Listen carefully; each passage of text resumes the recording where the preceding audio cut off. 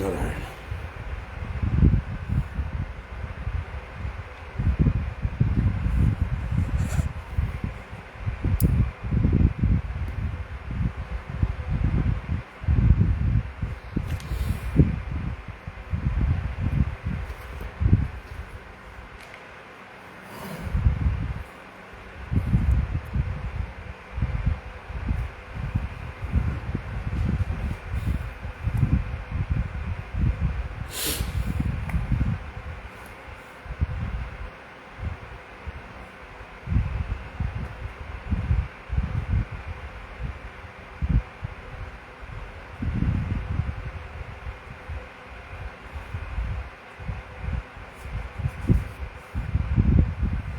ഹരി ഓം.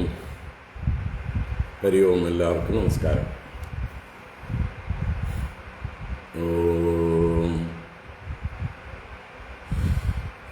ശുക്ലാംബരധരം വിഷ്ണും ശശിവർണം ചതുർഭുജം പ്രസന്നവദനം ധ്യായേത് സർവവിഘ്നോപശാന്തയേ. ഗുരവേ സർവലോകാനാം ഭിഷജേ ഭവരോഗിണാം നിതയേ സർവവിദ്യാനാം ദക്ഷിണാമൂർത്തയേ നമഃ. ജന്മാദ്യസ്യ യതോന്വയാദിതരതശ്ചാർത്ഥേഷ്വഭിജ്ഞസ്വരാട് തേനേ ബ്രഹ്മഹൃദായ ആദികവയേ മുഹ്യന്തി യത്സൂരയഃ. തേജോ വാരിമൃതാം യദാ വിനിമയോ യത്ര ത്രിസർഗോ മൃഷാ ധാംനാ സ്വേന സദാ നിരസ്തകുഹകം സത്യം പരം ധീമഹി. ധർമ്മഃ പ്രോജ്ജിതകൈതവോऽത്ര പരമോ നിർമ്മത്സരാണാം സതാം. വേദ്യം വാസ്തവമത്ര വസ്തുശിവദം താപത്രയോന്മൂലനം. ശ്രീമദ്ഭാഗവതേ മഹാമുനികൃതേ കിം വാ പരൈരീശ്വരഃ സദ്യോ ഹൃദ്യവരുദ്ധ്യതേത്ര കൃതിഭിഃ ശുശ്രൂഷുഭിസ്തക്ഷണാത്. നിഗമകൽപതരോർഗളിതം ഫലം സുഖമുഖാദമൃതദ്രവസംയുതം പിബത ഭാഗവതം രസമാലയം. മുഹുരഹോ രസികാ ഭുവി ഭാവുകാഃ. നാരായണം നമസ്കൃത്യ നരം ചൈവ നരോത്തമം ദേവീം സരസ്വതീം വ്യാസം തതോ ജയമുദീരയേത്. യം പ്രവ്രജന്തമനുപേതമപേതകൃത്യം ദ്വൈപായനോ വിരഹകാതര ആജുഹാവ. പുത്രേതി തന്മയതയാ തരവോഭിനേതുഃ തം സർവഭൂതഹൃദയം മുനിമാനതോസ്മി. യസ്വാനുഭാവമഖിലശ്രുതിസാരമേകം അധ്യാത്മദീപമതിതിദീർഷതാം തമോന്തം. സംസാരിണാം കരുണയാഃ പുരാണഗുഹ്യം തം വ്യാസസൂനുമുപയാമി ഗുരും മുനീനാം. മൂകം കരോതി വാചാലം പങ്കും ലംഘയത്തെ ഗിരിം യത്കൃപാതമഹം വന്ദേ പരമാനന്ദമാധവം. യം ബ്രഹ്മാ വരുണേന്ദ്രരുദ്രമരുതഃ സ്തുന്വന്തി ദിവ്യൈസ്തവൈഃ വേദൈഃ സാംഗപദക്രമോപനിഷദൈഃ ഗായന്തി യം സാമഗാഃ. ധ്യാനാവസ്ഥിതതദ്ഗതേന മനസാ പശ്യന്തി യം യോഗിനോ യസ്യാന്തം ന വിദുഃ സുരാസുരഗണാഃ. ദേവായ തസ്മൈ നമഃ. കോമളം കൂജയൻ വേണും ശ്യാമളോയം കുമാരകഃ. വേദവേദ്യം പരം ബ്രഹ്മ ഭാസതാം പുരതോ മമ. ഭൂതൈർമഹദ്ഭിർയയിമാ പുരോ വിഭുഃ നിർമായ ചേതേ യദമൂഷു പൂരുഷഃ. ഭുങ്ക്തേ ഗുണാൻ ഷോഡശ ഷോഡശാത്മകഃ സോലങ്കൃഷീഷ്ട ഭഗവാൻ വജാംസി മേ. സച്ചിദാനന്ദരൂപായ വിശ്വോത്പത്യാദിഹേതവേ താപത്രയവിനാശായ ശ്രീകൃഷ്ണായ വയം നുമഃ. കൃഷ്ണായ വാസുദേവായ ഹരയേ പരമാത്മനെ പ്രണതക്ലേശനാശായ ഗോവിന്ദായ നമോ നമഃ. കൃഷ്ണായ വാസുദേവായ ദേവകീനന്ദനായ ച നന്ദഗോപകുമാരായ ഗോവിന്ദായ നമോ നമഃ.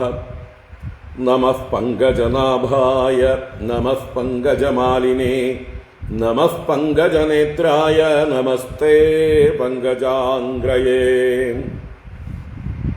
പീതാംബരം കരവിരാജിതശംഖചക്രകൗമോദഗീ സരസിജം കരുണാസമുദ്രം രാധാസഹായമതിസുന്ദരമന്ദഹാസം വാതാലയേശമനിശം ഹൃദി ഭാവയാമി. വാതാലയേശമനിശം ഹൃദി ഭാവയാമി. ഓം നമോ ഭഗവതേ വാസുദേവായ. ഓം നമോ നാരായണായ. ഓം ശ്രീ ഗുരുവായൂരപ്പാ ശരണം. ഓം നമഃ പരമഋഷിഭ്യോ നമഃ പരമഋഷിഭ്യഃ. ശ്രീ ഗുരുഭ്യോ നമഃ. നാരായണ.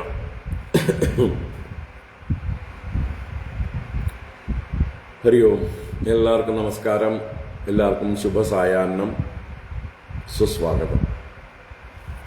ഭാഗവത ജ്ഞാനഗംഗയിലേക്ക് ഏവർക്കും സുസ്വാഗതം. ഭാഗവത ജ്ഞാനഗംഗ ദശമസ്കന്ധം 53-ാം അധ്യായം രുക്മിണി സ്വയംവരത്തിൻ്റെ വിശേഷങ്ങളാണ് കണ്ടുകൊണ്ടിരിക്കുന്നത്. നമുക്ക് 53-ാം അധ്യായം 16-ാം ശ്ലോകം മുതൽക്ക് വായിക്കാം. ഇന്ന് രാവിലെ എടുത്ത ഭാഗം 16-ാം ശ്ലോകം മുതൽക്ക് വായിക്കാം. ഓം നമോ ഭഗവതേ വാസുദേവായ. അത ശ്രീമദ്ഭാഗവതേ ദശമസ്കന്ധേ ഉത്തരാർദ്ധേ 53-തമോऽധ്യായഃ. ശ്രീശുക ഉവാച. 16-ാം ശ്ലോകം.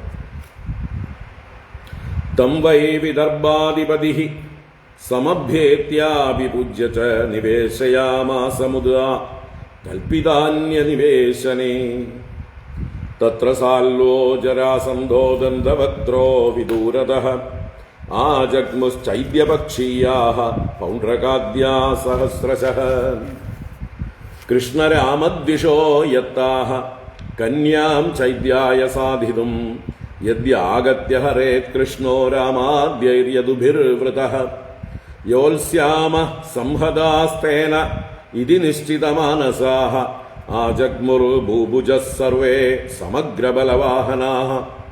ശ്രുത്വൈതദ്ഭഗവാൻ രാമോ വിപക്ഷീയ നൃപോദ്യമം കൃഷ്ണം ചൈകം ഗതം ഹർത്തും കന്യാം കലഹശങ്കിതഃ. ബലേന മഹതാ സാർദ്ധം ഭ്രാതൃസ്നേഹപരിപ്ലുതഃ ത്വരിതഃ കുണ്ഡിനം പ്രാഗാത് ഗജാശ്വരതപത്തിഭിഃ. ഭീഷ്മകന്യാവരാരോഹ കാംക്ഷന്ത്യാഗമനം ഹരേഃ പ്രത്യാപത്തിമപശ്യന്തി ദ്വിജസ്യാചിന്തയത്തദാ. അഹോ ത്രിയാമാന്തരിതഃ ഉദ്വാഹോ മേൽപരാദസഃ നാഗച്ഛത്യരവിന്ദാക്ഷോ നാഹം വേദ്മ്യത്ര കാരണം. സോപി നാവർത്തതേദ്യാഭീമൽസന്ദേശഹരോ ദ്വിജഃ അപി മയി അനവദ്യാത്മാ ദൃഷ്ട്വാ കിഞ്ചിജ്ജുഗുപ്സിതം. മത്പാണിഗ്രഹണേ നൂനം നായാദിഃ കൃതോദ്യമഃ ദുർഭഗായാ നമേ ധാതാ നാനുകൂലോ മഹേശ്വരഃ. ദേവീ വാ വിമുഖാ ഗൗരീ രുദ്രാണീ ഗിരിജാ സതി. ഏവം ചിന്തയതി ബാലാ ഗോവിന്ദഹൃതമാനസാ ന്യമീലയത കാലജ്ഞാ നേത്രേ ചാശ്രുകലാകുലേ. ഏവം വദ്വാഹ പ്രതീക്ഷന്ത്യാ ഗോവിന്ദാഗമനം നൃപ. വാമ ഊരുർഭുജോ നേത്രമസ്ഫുരൻ പ്രിയഭാഷിണഃ. അത കൃഷ്ണവിനിർദിഷ്ടഃ സ ഏവ ദ്വിജസത്തമഃ. അന്തഃപുരചരീം ദേവീം രാജപുത്രീം ദദർശഃ. സാതം പ്രഹൃഷ്ടവദനം അവ്യഗ്രാത്മഗതിം സതി ആലക്ഷ്യ ലക്ഷണാഭിജ്ഞാ സമപൃച്ഛത് ശുചിസ്മിതാ. തസ്യാ ആവേദയത് പ്രാപ്തം ശശംസയതു നന്ദനം ഉക്തം ച സത്യവചനം ആത്മോപനയനം പ്രതി. തമാഗതം സമാജ്ഞായ വൈദർഭീ ഹൃഷ്ടമാനസാ ന പശ്യന്തി ബ്രാഹ്മണായ പ്രിയമന്യത് നനാമസാ. പ്രാപ്തൗ ശ്രുത്വാ സ്വദുഹിദുഃ ഉദ്വാഹ പ്രേക്ഷണോത്സുകൗ അഭ്യയാതുര്യഘോഷേണ രാമകൃഷ്ണൗ സമർഹണൈഃ. മധുപർക്കമുപാനീയ വാസാംസി വിരജാംസി സഹ ഉപായനാന്യഭീഷ്ടാനി വിധിവത് സമപൂജയത്. തയോർനിവേശനം ശ്രീമദുപകൽപ്യ മഹാമതിഃ സസൈന്യയോഃ സാനുഗയോഃ ആതിഥ്യം വിദധേയത്. ഏവം രാജ്ഞാം സമേതാനാം യഥാ വീര്യം യഥാ വയഃ യഥാ ബലം യഥാ വിത്തം സർവൈകാമൈ സമർഹയത്. കൃഷ്ണമാഗതമാകർണ്യ വിദർഭപുരവാസിനഃ ആഗത്യ നേത്രാഞ്ജലിഭിഃ പപുസ്തന്മുഖപങ്കജം. അസ്യൈവ ഭാര്യാ ഭവിതും രുക്മിണ്യർഹതി നാപരാ. അസൗ അപി അനവദ്യാത്മാ വൈഷ്മ്യാഃ സമുചിതഃ പതിഃ. കിഞ്ചിത് സുചരിതം യന്നഃ തേന തുഷ്ടസ്ത്രിലോകകൃത്. ഗൃഹ്ണാതു വൈദർഭ്യാ പാണിമച്യുതഃ. ഏവം പ്രേമകലാബദ്ധാ വദന്തി സ്മ പുരൗകസഃ. കന്യാചാന്തഃ പുരാത് പ്രാഗാദ്ഭടൈർഗുപ്താംബികാലയം. പദ്ഭ്യാം വിനിര്യയൗ ദ്രഷ്ടും ഭവാന്യാഃ പാദപല്ലവം. സാ ജാനുധ്യായതി സമ്യക് മുകുന്ദചരണാംബുജം. യതവാങ്മാതൃഭിഃ സാർദ്ധം സഖീഭിഃ പരിവാരിതാ. ഗുപ്താ രാജഭടൈഃ ശൂരൈഃ സന്നദ്ധൈരുദ്യതായുധൈഃ. മൃദംഗപണവാസ്തൂര്യഭേര്യശ്ച ജഗ്നിരേ. മൃദംഗശംഖപണവാഃ തൂര്യഭേര്യശ്ച ജഗ്നിരേ. നാനോപഹാരബലിഭിഃ വാരമുഖ്യാ സഹസ്രശഃ. സ്രഗ്ഗന്ധവസ്ത്രാഭരണൈർദ്വിജപത്ന്യഃ സ്വലംകൃതാഃ. ഗായന്തശ്ച സ്തുവന്തശ്ച ഗായകാ വാദ്യവാദകാഃ. പരിവാര്യ വധൂം ജഗ്മുഃ സൂതമാഗതവന്ദിനഃ. ആസാദ്യ ദേവീ സദനം ധൗതപാദകരാംബുജാ. ഉപസ്പൃശ്യ ശുചിഃ ശാന്താ പ്രവിവേശാംബികാന്തികം. താം വൈ പ്രവയസോ ബാലാം വിധിജ്ഞാ വിപ്രയോഷിതഃ. ഭവാനീം വന്ദയാൻ ചക്രുഃ ഭവപത്നീം ഭവാന്വിതാം. നമസ്യേ ത്വാംബികേ ഭീക്ഷ്ണം സ്വസന്താനയുതാം ശിവാം. ഭൂയാത് പതിർമേ ഭഗവാൻ കൃഷ്ണഃ തദനുമോദതാം. നമസ്യേ ത്വാംബികേ ഭീക്ഷ്ണം സ്വസന്താനയുതാം ശിവാം. ഭൂയാത് പതിർമേ ഭഗവാൻ കൃഷ്ണഃ തദനുമോദതാം. അദ്ഭിർഗന്ധാക്ഷതൈർധൂപൈഃ വാസസ്രങ്മാല്യഭൂഷണൈഃ. നാനോപഹാരബലിഭിഃ പ്രദീപാവലിഭിഃ പൃഥക്. വിപ്രസ്ത്രിയഃ പതിമതീഃ തദാ തൈഃ സമപൂജയത്. ലവണാപൂപതാംബൂലകണ്ഠസൂത്രഫലേക്ഷുഭിഃ. തസ്യൈ സ്ത്രിയസ്ഥാഃ പ്രദദുഃ ശേഷാം യുയുജുരാശിഷഃ. താഭ്യോ ദേവ്യൈ നമശ്ചക്രേ ശേഷാം ച ജഗൃഹേ വധൂഃ. മുനിവ്രതമദത്യക്ത്വാ നിശ്ചക്രാമാംബികാഗൃഹാത്. പ്രഗൃഹ്യ പാണിനാ ഭൃത്യാം രത്നമുദ്രോപശോഭിനാ. താം ദേവമായാമിവ വീരമോഹിനീം സുമധ്യമാം കുണ്ടലമണ്ഡിതാനനാം.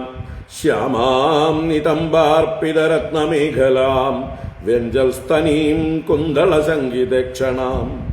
ശുചിസ്മിതാം ബിംബബലാദരദ്യുതിശോണായമാനദ്വിജകുണ്ടകുഡ്മളാം. പദാചലന്തീം കളഹംസഗാമിനീം സിഞ്ചത്കലാനൂപുരധാമശോഭിനാ. വിലോക്യ വീരാമുമുഹുഃ സമാഗതാ യശസ്വിനസ്തൽകൃതഹൃച്ഛയാർദിതാഃ. യാം വീക്ഷ്യത്തെ നൃപതയഃ തദുദാരഹാസവ്രീഡാവലോകഹൃതചേതസ ഉജ്ജിതാസ്ത്രാഃ. പേദുക്ഷിതൗ ഗജരഥാശ്വഗദാ വിമൂഢാഃ. യാത്രാച്ഛലേന ഹരയേർപ്പയതീം സ്വശോഭാം. സൈവം ശനൈശ്ചലയതി ചലപദ്മകോശൗ. പ്രാപ്തിം തദാ ഭഗവതഃ പ്രസമീക്ഷമാണാ. ഉത്സാര്യ വാമകരജൈർ അളകാനപാംഗൈഃ. പ്രാപ്താൻ ഹ്രിയൈക്ഷത നൃപാൻ ദദൃശേച്യുതം സാം. താം രാജകന്യാം രഥമാരുരുക്ഷതിം. ജഹാര കൃഷ്ണോദ്വിഷതാം സമീക്ഷതാം. രഥം സമാരോപ്യ സുവർണലക്ഷണം രാജന്യചക്രം പരിഭൂയ മാധവഃ. സർവത്ര ഗോവിന്ദനാമ സങ്കീർത്തനം ഗോവിന്ദ ഗോവിന്ദ. തതോ യയൗ രാമപുരോഗമൈഃ ശനൈഃ സൃകാലമധ്യാദിവഭാഗഹൃദ്ഹരിഃ തം മാനിനസ്വാഭിഭവം യശക്ഷയം പരേ ജരാസന്ധവശം ന സേഹിരേ. അഹോധികസ്മാൻ യശ ആത്തധന്വനാം ഗോപൈർഹൃതം കേസരിണാം മൃഗൈരിവ. ഹരി ഓം. ഇത് ശ്രീമദ്ഭാഗവതേ മഹാപുരാണേ പാരമഹംസ്യാം സംഹിതായാം ദശമസ്കന്ധേ ഉത്തരാർദ്ധേ രുക്മിണീഹരണം നാമ 53-തമോऽധ്യായഃ. സർവത്ര ഗോവിന്ദനാമ സങ്കീർത്തനം ഗോവിന്ദ ഗോവിന്ദ. നാരായണാഖില ഗുരോ ഭഗവൻ നമസ്തേ. നാരായണാഖില ഗുരോ ഭഗവൻ നമസ്തേ. നാരായണാഖില ഗുരോ ഭഗവൻ നമസ്തേ.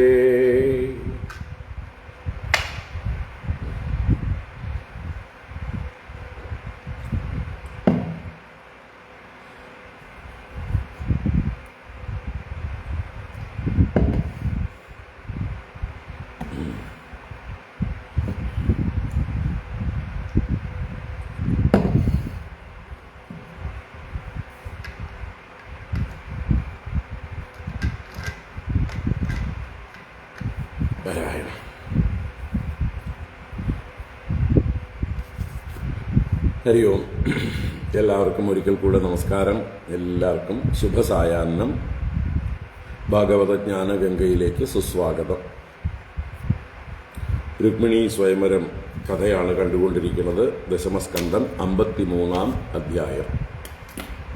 അപ്പോൾ അതിൽ നമ്മൾ രാവിലെ 35-ാം ശ്ലോകം വരെയാണ് കണ്ടത്. ഒന്ന് ഓടിച്ച് ഇന്ന് രാവിലെ കണ്ട ഭാഗം ഒന്ന് ഓർമ്മിച്ചിട്ട് അതിന് തുടർന്നുള്ള ഭാഗം കാണാം. കാരണം രാവിലെ നെറ്റിൻ്റെ പ്രോബ്ലംസ് ഉണ്ടായി, പലർക്കും ഡിസ്റ്റർബ്ഡ് ആയിരുന്നു അല്ലേ?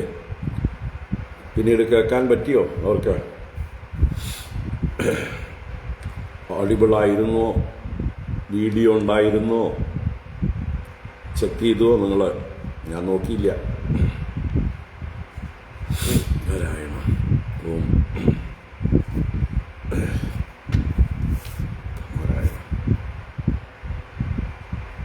ഇപ്പോൾ പ്രോബ്ലം ഒന്നുമില്ലല്ലോ? ഇപ്പോൾ എല്ലാവർക്കും ഓക്കെ അല്ലേ?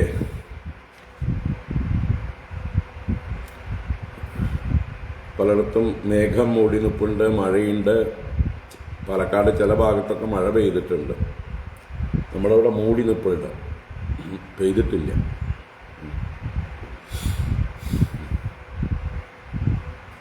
മുപ്പത്തൊന്ന് വരെ കിട്ടി അല്ലേ? ഓക്കെ, നമുക്ക് കാണാം. അപ്പോൾ 16 വരെയുള്ള ശ്ലോകത്തിൽ ഭഗവാൻ ബ്രാഹ്മണനുമായിട്ട് ദ്വാരകയിൽ നിന്ന് തൻ്റെ രഥത്തിൽ പുറപ്പെട്ട കഥ പറഞ്ഞു. അതിനുശേഷം ഇവിടെ വിദർഭ രാജധാനിയായ കുണ്ഡിനപുരത്ത് ദേവിയുടെ വിവാഹത്തിനുള്ള ഒരുക്കങ്ങൾ, പൂജാദികൾ എല്ലാം നടക്കുന്നതിനെക്കുറിച്ചും മറ്റുമൊക്കെ പറഞ്ഞു. ബ്രാഹ്മണർക്ക് ദാനം ചെയ്യുന്നതും ബ്രാഹ്മണരുടെ ആശീർവാദങ്ങൾ വാങ്ങുന്നതും ഒക്കെ പറഞ്ഞു. അതേപോലെ തന്നെ ചേതി രാജ്യത്തും ശിശുപാലനു വേണ്ടി പൂജാദികളും ദാനാദികളും ഒക്കെ നടത്തി അച്ഛനായ ദമഘോഷൻ. എന്നിട്ട് അവർ ചതുരംഗ സൈന്യത്തോടുകൂടി പുറപ്പെട്ടു എന്നാണ് നമ്മൾ ഇന്നലത്തെ ക്ലാസ്സിൽ 15-ാം ശ്ലോകം വരെ കണ്ടത്. ഇന്ന് രാവിലെ 16 മുതൽ തുടർന്നു. ആ ചേതി രാജാവിനെയും മറ്റും വരന്റെ സംഘത്തെ വിദർഭാധിപതി അഥവാ രുഗ്മി തന്നെ നേരിട്ട് എതിരേറ്റ് പൂജിച്ച് അന്യനിവേശനെ നിവേശയാമാസ. യഥാർത്ഥത്തിൽ ഇവർക്ക് താമസിക്കാൻ വേണ്ടി വരന്റെ പാർട്ടിക്ക് വേണ്ടി കൽപ്പിച്ചിരുന്ന കൽപ്പിത കൽപ്പിച്ചിരുന്ന നിവേശനത്തിൽ നിന്ന് വ്യതിരിക്തമായൊരു നിവേശനത്തിലാണ് അവരെ താമസിപ്പിച്ചത്. പിന്നീട് ശിശുപാലനെ സഹായിക്കാനായിക്കൊണ്ട്, കൃഷ്ണൻ വന്നാൽ എതിരിടാനായിക്കൊണ്ട് സാൽവൻ, ജരാസന്ധൻ, ദന്തവക്ത്രൻ, വിദൂരഥൻ, പൗണ്ഡ്രകൻ മുതലായ ആയിരക്കണക്കിന് കൃഷ്ണദ്വേഷികളായ രാജാക്കന്മാര് സൈന്യങ്ങളോടുകൂടി വന്നു ചേർന്നു. അവരെല്ലാം ഈ കന്യകയെ, രുക്മിണിയെ ചൈദ്യായ സാധിതും, ചേതിരാജാവായ ശിശുപാലന് സാധിച്ചു കൊടുക്കാനായിക്കൊണ്ട് കൃഷ്ണനും രാമാദികളോടുകൂടി എന്താ പറയുക സൈന്യത്തോടുകൂടി വന്നാൽ അതിനെ തടഞ്ഞ് ശിശുപാലന്റെ വിവാഹം നടത്തണം എന്നുള്ള ഉദ്ദേശത്തോടെ നമ്മളെല്ലാവരും കൂടി ചേർന്ന് രാമാദികളോട്, കൃഷ്ണാദികളോട് യുദ്ധം ചെയ്യാം. യോത്സ്യാമഹ സംഹതാഹ ഇതി നിശ്ചിത മാനസാഹ, ഇങ്ങനെ നിശ്ചയിച്ചവരായി സർവേ ഭൂഭുജഃ സമഗ്ര ബലവാഹനാഹ ആജഗ്മുഹു, എല്ലാ രാജാക്കന്മാരും അവരുടെ ശക്തിയോടുകൂടി വന്നു ചേർന്നു. ഈ വിവരം ബലരാമസ്വാമി അറിഞ്ഞു, കൃഷ്ണൻ ദ്വാരകയിലേക്ക് ഒറ്റയ്ക്ക് പോയി എന്നത്. അപ്പോ ശത്രുക്കളുടെ, രാജാക്കന്മാരുടെയൊക്കെ ഉദ്യമത്തെക്കുറിച്ചും രാമൻ കേൾക്കുകയുണ്ടായി. കൃഷ്ണൻ രുക്മിണിയെ ഹരിക്കാൻ തന്നെയാണ് പോയിരിക്കുന്നത്, കലഹം ഉറപ്പാണ് എന്ന് ശങ്കയോടുകൂടെ കൃഷ്ണന് സഹായിയായിട്ട് വലിയൊരു സൈന്യത്തോടുകൂടി ഭ്രാതൃസ്നേഹ പരിപ്ലുത, സഹോദരനോടുള്ള സ്നേഹത്തിൽ മുഴുകിയവനായിട്ട് ത്വരിത കുണ്ടിനം പ്രാഗാത് ഗജാശ്വരതപത്തിഭിഹി, വളരെ വേഗത്തിൽ ചതുരംഗ സൈന്യത്തോടുകൂടി കുണ്ടിനത്തിലേക്ക് ഗമിച്ചു. എന്നാൽ അവിടെ വിദർഭ രാജ്യത്ത് കുണ്ടിന രാജധാനിയിൽ ഭീഷ്മകന്യ വരാരോഹ ഹരേഹേ ആഗമനം കാംക്ഷന്തി, ഹരിയുടെ ആഗമനത്തെ കാംക്ഷിച്ചിരിക്കുകയാണ് രുക്മിണീ ദേവി. പക്ഷേ ആ തൻ്റെ ദൂതനായ ബ്രാഹ്മണന്റെയും പ്രത്യാപത്തിം അപശ്യന്തി, മടങ്ങിവരവിനെ കാണാതെ അചിന്തയത് തഥാ, ഇങ്ങനെയൊക്കെ ചിന്തിച്ചു. ഇന്ന് രാത്രി കഴിഞ്ഞാൽ ഈ അല്പഭാഗ്യവതിയായിട്ടുള്ള എൻ്റെ വിവാഹമാണല്ലോ, ആ അരവിന്ദാക്ഷൻ വരുന്നില്ലല്ലോ, എന്താ അതിന് കാരണം എനിക്ക് അറിയാൻ കഴിയുന്നില്ലല്ലോ. ആ എൻ്റെ സന്ദേശഹരനായ ദ്വിജനും സോപിനാവർത്തതേ അദ്യാപി, ഇനിയും ആ ബ്രാഹ്മണനും മടങ്ങി വന്നിട്ടില്ല, എന്താവും കാരണം എനിക്കറിയാൻ പറ്റുന്നില്ലല്ലോ. ആ ദൂതനായ ബ്രാഹ്മണനെങ്കിലും വന്നാൽ എന്തെങ്കിലും വിവരമറിയാമായിരുന്നു. ഇനി ദോഷരഹിതനായ ഭഗവാൻ എന്നിൽ എന്തെങ്കിലും ജുഗുപ്സിതമായ കാര്യം കണ്ടിട്ടാണോ എൻ്റെ പാണിഗ്രഹണത്തിൽ താല്പര്യമില്ലാതെ വിമുഖനായിട്ട് നായാദിഹി അദ്ദേഹം വരാതിരിക്കുന്നത്, ഉദ്യമം ചെയ്ത് വരാതിരിക്കുന്നത്? എനിക്കെന്തെങ്കിലും ദോഷം കാണുന്നുണ്ടാവോ അദ്ദേഹം? ഭാഗ്യഹീനയായിട്ടുള്ള എനിക്ക് ബ്രഹ്മദേവനും മഹേശ്വരനും ദേവി പാർവതീദേവിയും എനിക്ക് അനുകൂലയായിട്ടില്ല തോന്നുന്നു, വിമുഖയാണെന്ന് തോന്നുന്നു, അവരുടെയൊന്നും അനുഗ്രഹമില്ലേ എനിക്ക്. ഇങ്ങനെ ഗോവിന്ദഹൃതമാനസയായ ബാല ചിന്തിക്കുന്നു. വേവലാതിയോടുകൂടെ നിറഞ്ഞതായിട്ടുള്ള കണ്ണുകളെ പതുക്കെ കണ്ണടച്ച് അവളിങ്ങനെ കാത്തിരിക്കുകയാണ്. കാലജ്ഞ, അതിൻ്റെ എന്താ പറയുക, കാലത്തെ കാത്തിരിക്കുന്നവളായിട്ട് എന്താണ് സംഭവിക്കുന്നത്, കാലം എന്താ തീരുമാനിക്കണം എന്ന് കാത്തിരിക്കുകയാണ് എന്നർത്ഥം. ഇങ്ങനെ ഭഗവാനെ പ്രതീക്ഷിക്കുന്ന ഗോവിന്ദാഗമനം പ്രതീക്ഷന്ത്യാ വദ്വാഹ, ആ വധുവിൻ്റെ വാമ ഊരുർഭുജോ നേത്രമസ്ഫുരൻ പ്രിയഭാഷിണ, ഇടത്തെ തുടയും ഇടത്തെ കൈയും ഇടത്തെ കണ്ണും പ്രിയം ഭാഷിക്കുന്നത് പോലെ സ്ഫുരിച്ചു, അനുകൂലമായിട്ടുള്ള ലക്ഷണം പ്രകടിപ്പിച്ചു എന്നർത്ഥം. അനന്തരം കൃഷ്ണന്റെ കൂടെ വന്ന് കൃഷ്ണന്റെ നിർദ്ദേശത്തോടു കൂടിയതായിട്ടുള്ള ആ ബ്രാഹ്മണൻ അന്തഃപുരചരിയും ദേവിയും രാജപുത്രിയും ദദർശ, അന്തഃപുരചരിയായ ദേവിയെ, രാജപുത്രിയെ ചെന്ന് കണ്ടു. സാതം പ്രഹൃഷ്ടവദനം അവ്യഗ്രാത്മഗതിം സതി അലക്ഷ്യലക്ഷണാഭിജ്ഞാ സമപൃച്ഛുചിസ്മിത. ഈ ബ്രാഹ്മണന്റെ മുഖം പ്രഹൃഷ്ടമായിരുന്നു, നല്ലപോലെ ഹർഷം പ്രകടിപ്പിക്കുന്നതായിരുന്നു. അവ്യഗ്രാത്മഗതിയായിരുന്നു അദ്ദേഹം, എന്ന് വെച്ചാൽ യാതൊരു തിരക്കും കൂടാതെ, ഒരു വെപ്രാളവുമില്ലാതെ, പരിഭ്രമവുമില്ലാതെ ശാന്തനായി അദ്ദേഹം നടക്കുന്നത് കണ്ടപ്പോൾ ദേവിക്ക് ലക്ഷണം മനസ്സിലായി. ലക്ഷണാഭിജ്ഞ, ലക്ഷണമറിയുന്നവളായ ദേവി കാര്യങ്ങൾ മനസ്സിലാക്കിയിട്ട് സമപൃച്ഛത് ശുചിസ്മിത, ഒരു മന്ദഹാസത്തോടുകൂടി ആ ബ്രാഹ്മണനോട് ഇങ്ങനെ പ്രശ്നം ചെയ്തു. ആ ചോദ്യം ചെയ്തതായിട്ടുള്ള സമയത്ത് യദുനന്ദനം പ്രാപ്തം ശശംസ അല്ലെങ്കിൽ ആവേദയത് തസ്യാ ആവേദയത്, ആ യദുനന്ദനായ ഭഗവാൻ വന്നതിനെ കുറിച്ച് അറിയിച്ചു. അതുപോലെ ഭഗവാൻ പറഞ്ഞ ഉക്തം സത്യവചനം ആത്മോപനയനം പ്രതി ശശാസ, ദേവിയെ കൊണ്ടുപോകുന്ന കാര്യം സത്യം ചെയ്ത് ഭഗവാൻ പറഞ്ഞിട്ടുള്ളത് സത്യവചനം ഉക്തം. അപ്പൊ ഭഗവാൻ പ്രോമിസ് ചെയ്തിട്ടുണ്ട്, ഞാൻ അവളെ കൊണ്ടുപോകും എന്ന് ഈ ബ്രാഹ്മണനോട് പറഞ്ഞയച്ചിരുന്നു. ദേവിയോട് പറയൂ, ഭയപ്പെടണ്ട, ഞാൻ വന്നിട്ടുണ്ട്, ഞാൻ കൊണ്ടുപോകാൻ തന്നെയാണ് വന്നിരിക്കുന്നത്.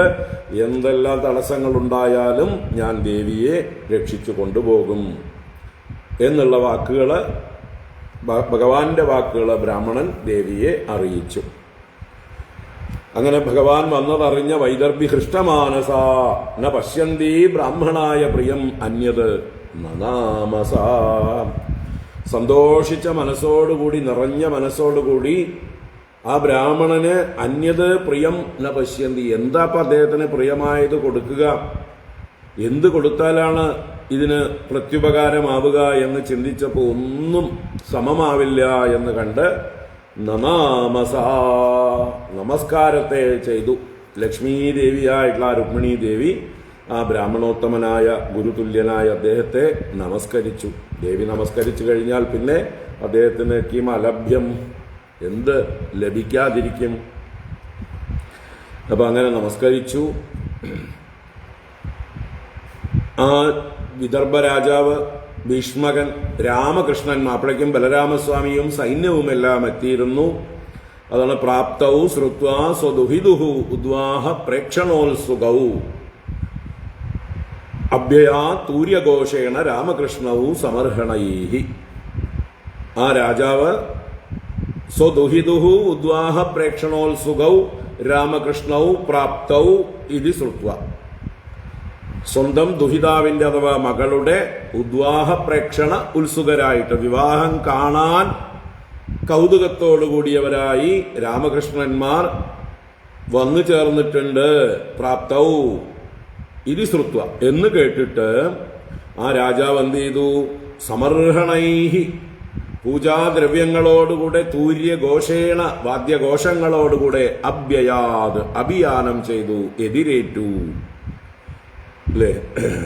ആ വരന് എതിരേൽപ്പ് കൊടുക്കുന്നത് പോലെ, മാപ്പിള്ളയെ അഴപ്പ് പോലെ കൃഷ്ണനെ ബലരാമനെയും സ്വീകരിക്കാനായിക്കൊണ്ട് അദ്ദേഹം വേണ്ടതെല്ലാം ചെയ്തു. എന്നിട്ടോ വേണ്ട പോലെ പൂജിച്ചു, സൽക്കരിച്ചു എന്നർത്ഥം. മധുപർക്കമുപാനീയ വാസാംസി വിരജാംസി സഹ ഉപായനാനി അഭീഷ്ടാനി വിധിവത് സമപൂജയത്.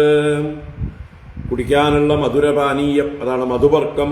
അത് മധുപർക്കം ഉപാനീയ കൊണ്ടുവന്നു. അതുപോലെ വിരജാംസി വാസാംസി, നല്ല ശുദ്ധമായ വസ്ത്രങ്ങൾ.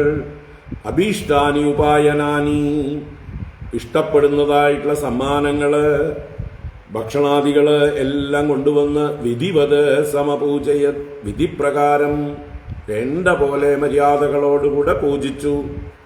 തയോർ നിവേശനം ശ്രീമതുപകൽപ്യ മഹാമതി സൈന്യയോ സാനുഗയോ ആദിത്യം വിദധേത് യഥാ. തയോഹോ, ആ രണ്ടുപേർക്കും, സാനുഗയോഹോ സസൈന്യയോഹോ, അനുചരന്മാരോടും സൈന്യങ്ങളോടും വന്നു ചേർന്ന രാമകൃഷ്ണന്മാർക്ക് എന്ത് ചെയ്തു? ശ്രീമത് നിവേശനം ഉപകൽപ്യ, സർവ ഐശ്വര്യ പരിപൂർണമായിട്ടുള്ള ആ വാസസ്ഥാനത്തെ കൽപ്പിച്ചു കൊടുത്തു.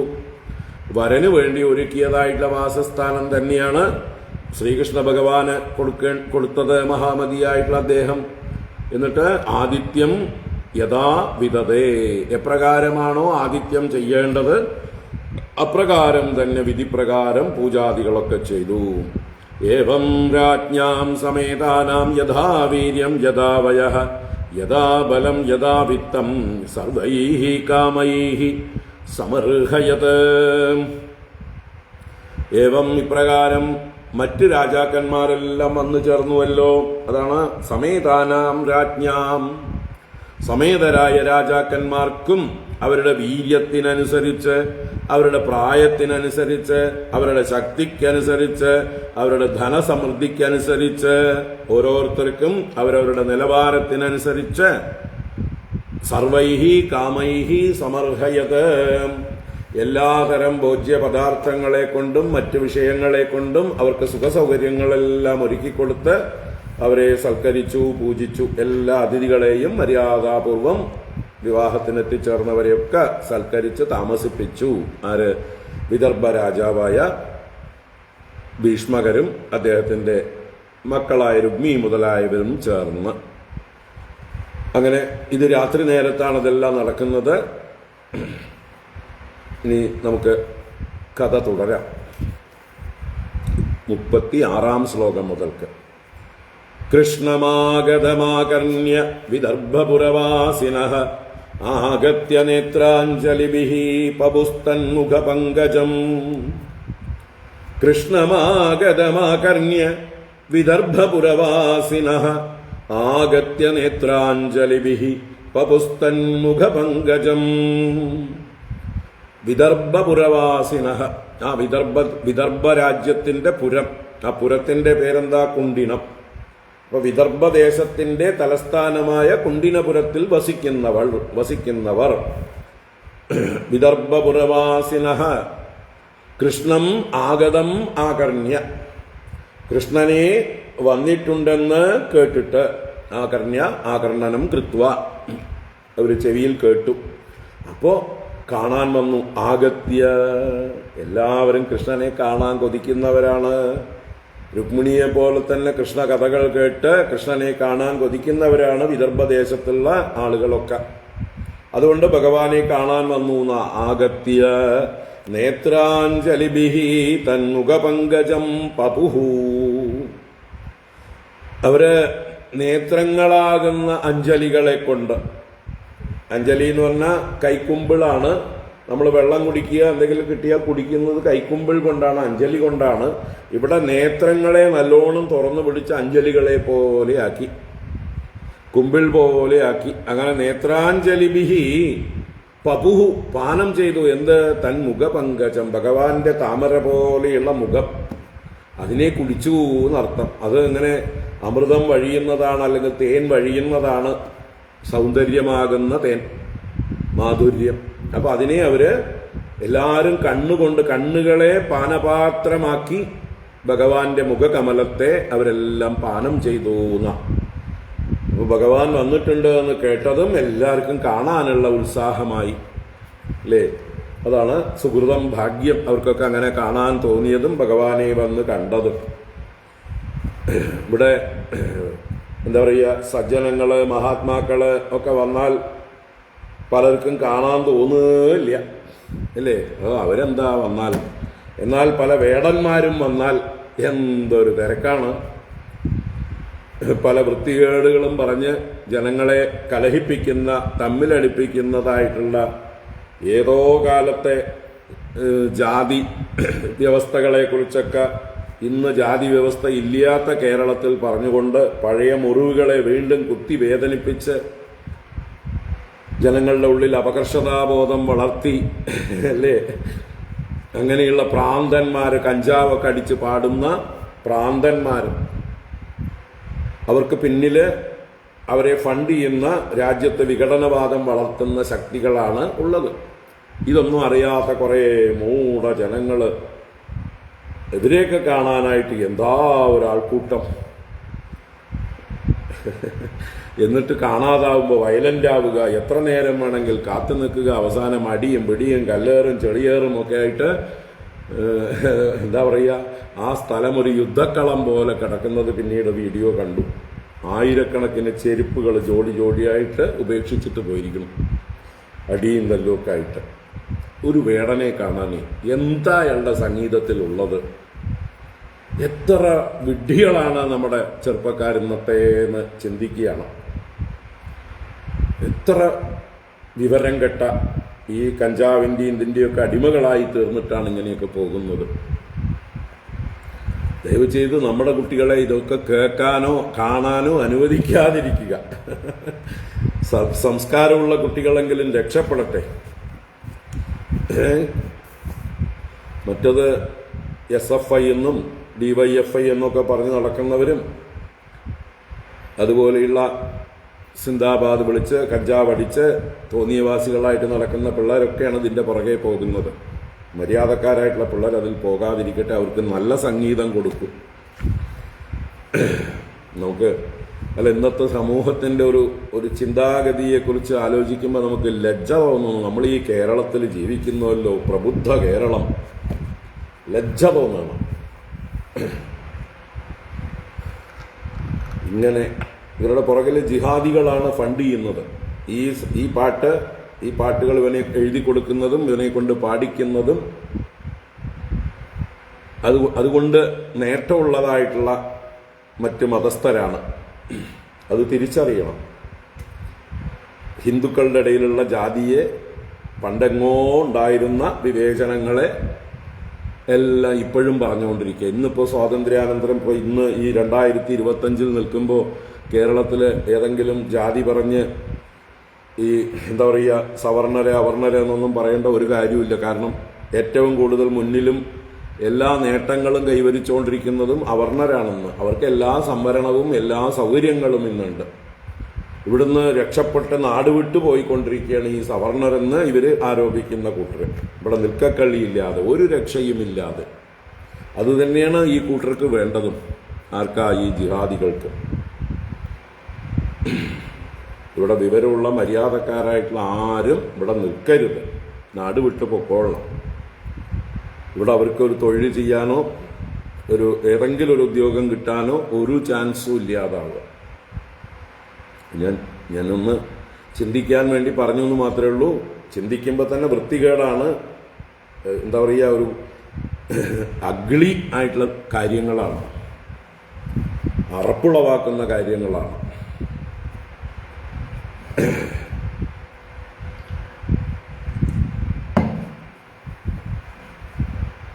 എത്രയോ സംഗീതജ്ഞന്മാർ തപസ്സനുഷ്ഠിച്ച് സംഗീതം പഠിച്ച് എത്ര നന്നായിട്ട് എന്തെല്ലാം ഗാനങ്ങൾ പാടുന്നു. അതിനൊന്നും ഈ പറഞ്ഞ പ്രാന്തന്മാരുടെ കൂട്ടമൊന്നുമില്ല. കാരണം അവർക്ക് ഇത് ആസ്വദിക്കാൻ താല്പര്യമില്ല. അവർക്ക് ഈ കഞ്ചാവടിച്ച് പാടുന്ന പാട്ടുകൾ മതി. ചിന്തിക്കുക, കേരളത്തിൻ്റെ പോക്ക് എങ്ങോട്ട് ഭയാനകമാണ്, ലജ്ജാകരമാണ്. പറഞ്ഞു വന്നത്, ഭഗവാൻ വന്നൂന്ന് കേട്ടപ്പോൾ കാണണം എന്ന് തോന്നിയില്ലേ അവിടെയുള്ള ആളുകൾക്ക്? അതുപോലെ മഹാത്മാക്കൾ നമ്മുടെ നാട്ടിലേക്ക് വരുമ്പോൾ കാണണം എന്ന് തോന്നി വരണം. ഞാൻ ഇത് പ്രത്യേകം പറയാൻ കാരണം, പാലക്കാട് ഈ 18-ാം തീയതി നമ്മുടെ മഹാമണ്ഡലേശ്വർ സംപൂജ്യ സ്വാമി ശ്രീ ആനന്ദവനം ഭാരതി സ്വാമികൾക്കൊരു ഗംഭീര സ്വീകരണം കൊടുക്കുന്നുണ്ട്. ഞാനതിൻ്റെ തിരക്കിലാണ്. ഞാനാണ് അതിൽ ഒരു മുഖ്യമായിട്ടുള്ള പങ്ക് വഹിക്കുന്ന ആൾ. അധ്യക്ഷ സ്ഥാനത്ത് കാര്യങ്ങളൊക്കെ നിയന്ത്രിക്കുന്ന ആളാണ്. അപ്പോൾ പാലക്കാട്ടുള്ള എല്ലാവരും വരണം എന്ന് ഞാനിതിൽ അഭ്യർത്ഥിക്കുകയാണ് ഈ മാധ്യമത്തിലൂടെ. വരാൻ പറ്റുന്നവരൊക്കെ ഈ 18-ാം തീയതി ഞായറാഴ്ച ഉച്ചതിരിഞ്ഞ് 3:30 മണിക്ക് ചിന്മയ മിഷൻ ഒരു ഘോഷയാത്രയായിട്ട് പോകുന്നു. 5 മണിക്ക് മേലാമുറിയിൽ നിന്ന് പൂർണ്ണകുംഭം താലപ്പൊലിയായിട്ട് സ്വീകരണം. 6 മണിക്കാണ് സമ്മേളനം കർണകിയമ്മൻ ഹൈസ്കൂൾ ഗ്രൗണ്ടിൽ. പാലക്കാട്ടുകാരൊക്കെ വരണം എന്ന് ഞാനിവിടെ അഭ്യർത്ഥിക്കുകയാണ്. ഇങ്ങനെയുള്ള കാര്യങ്ങളിൽ നമ്മൾ ആളുകൂട്ടി കാണിച്ചു കൊടുക്കുക, അല്ലാതെ വേടന്റെ പുറകെ ഉള്ള ആൾക്കൂട്ടമല്ല കാണിക്കേണ്ടത്. സജ്ജനങ്ങൾ വരുമ്പോൾ ഹിന്ദുക്കളായിട്ടുള്ള വിശ്വാസികളായിട്ടുള്ള ധർമ്മം അനുഷ്ഠിക്കുന്നവരായിട്ടുള്ള ആളുകളുടെ ശക്തി കാണിച്ചു കൊടുക്കണം. അല്ലെങ്കിൽ നാണക്കേടാണ്. ഇങ്ങനെയുള്ള മഹാത്മാക്കൾ വരുമ്പോൾ 100ഉം 200ഉം 250ഉം ആള് മതിയോ? ഈ വേടന്മാർ വരുമ്പോൾ 10,000-കണക്കിന് ആൾക്കാർ കൂടുക. ഏതാ നല്ലത്? അസുരശക്തികളുടെ പുറകെ ആളുകളും സാത്വിക ശക്തികളുടെ കൂടെ ആളില്ലാതിരിക്കലും നാണക്കേടാണ്. അതുകൊണ്ട് അല്പമെങ്കിലും സനാതനധർമ്മത്തിൽ അഭിമാനിക്കുന്നവർ, ഹിന്ദുക്കളാണെന്ന് അഭിമാനിക്കുന്നവർ ഇങ്ങനെയുള്ള നമ്മുടെ സത്സംഗങ്ങളിൽ, നമ്മുടെ സമ്മേളനങ്ങളിൽ ഒക്കെ ഐക്യദാർഢ്യം പ്രകടിപ്പിച്ചുകൊണ്ട് വരണം. ഇതൊക്കെ ഒരു തരത്തിൽ ഹിന്ദു സമൂഹത്തിന് ആത്മവിശ്വാസം കൊടുക്കുന്ന, ധർമ്മം നശിച്ചിട്ടില്ല, ഇനിയും നമ്മൾക്ക് ധർമ്മം അനുഷ്ഠിക്കാം, നമുക്കൊരു തിരിച്ചുപോക്കിനായി ശ്രമിക്കാം എന്ന് ആത്മവിശ്വാസം കൊടുക്കാൻ വേണ്ടിയിട്ടാണ് ഇതുപോലെയുള്ള പരിപാടികളൊക്കെ നമ്മൾ സംഘടിപ്പിക്കുന്നത്. അല്ലാതെ ഞങ്ങൾക്ക് വേണ്ടിയിട്ടല്ല. എനിക്കിതിൻ്റെ യാതൊരു ആവശ്യമില്ല. ആര് വന്നാലും പോയാലും എനിക്കൊരു ചുക്കുമില്ല. ഞാനായിട്ടിരിക്കും. എനിക്കൊരു മാറ്റം ഉണ്ടാവില്ല. അപ്പോൾ പിന്നെ എന്തിനാ ഞാൻ ഈ റിസ്ക്കൊക്കെ എടുത്ത് ഈ ഭാരമൊക്കെ ചുമക്കുന്നത്? ഹിന്ദു സമൂഹത്തിന് വേണ്ടി. അപ്പോൾ നിങ്ങൾ ഓരോരുത്തർക്കും ആ ഒരു ഉത്തരവാദിത്വം ഉണ്ടാവണം. എന്നെ സംബന്ധിച്ച് ഒരു പ്രശ്നവുമില്ല. ഞങ്ങൾ തമ്മിൽ നല്ല സുഹൃത്തുക്കളാണ്. സ്വാമിജിയും ഞാനുമായിട്ട് നല്ല സൗഹൃദമാണ്.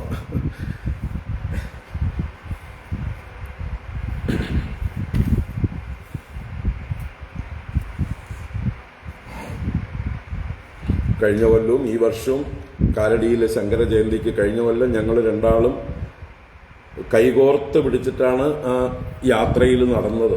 അത് അദ്ദേഹം ഇപ്രാവശ്യം പറഞ്ഞപ്പോഴാണ് എനിക്ക് ഓർമ്മ വന്നത്. ഞാൻ മറന്നിരിക്കുകയായിരുന്നു. അദ്ദേഹം ഇപ്രാവശ്യം കാലടിയിൽ നടക്കുമ്പോൾ പറഞ്ഞു, സ്വാമിജിക്ക് ഓർമ്മയില്ലേ നമ്മൾ രണ്ടാളുമാണ് കൈപിടിച്ച് നടന്നത് കഴിഞ്ഞ കൊല്ലം. അന്ന് അദ്ദേഹം മഹാമണ്ഡലേശ്വരായിട്ടില്ല. ഇന്ന് അദ്ദേഹം മഹാമണ്ഡലേശ്വരായി. വലിയൊരു പദവിയാണ്.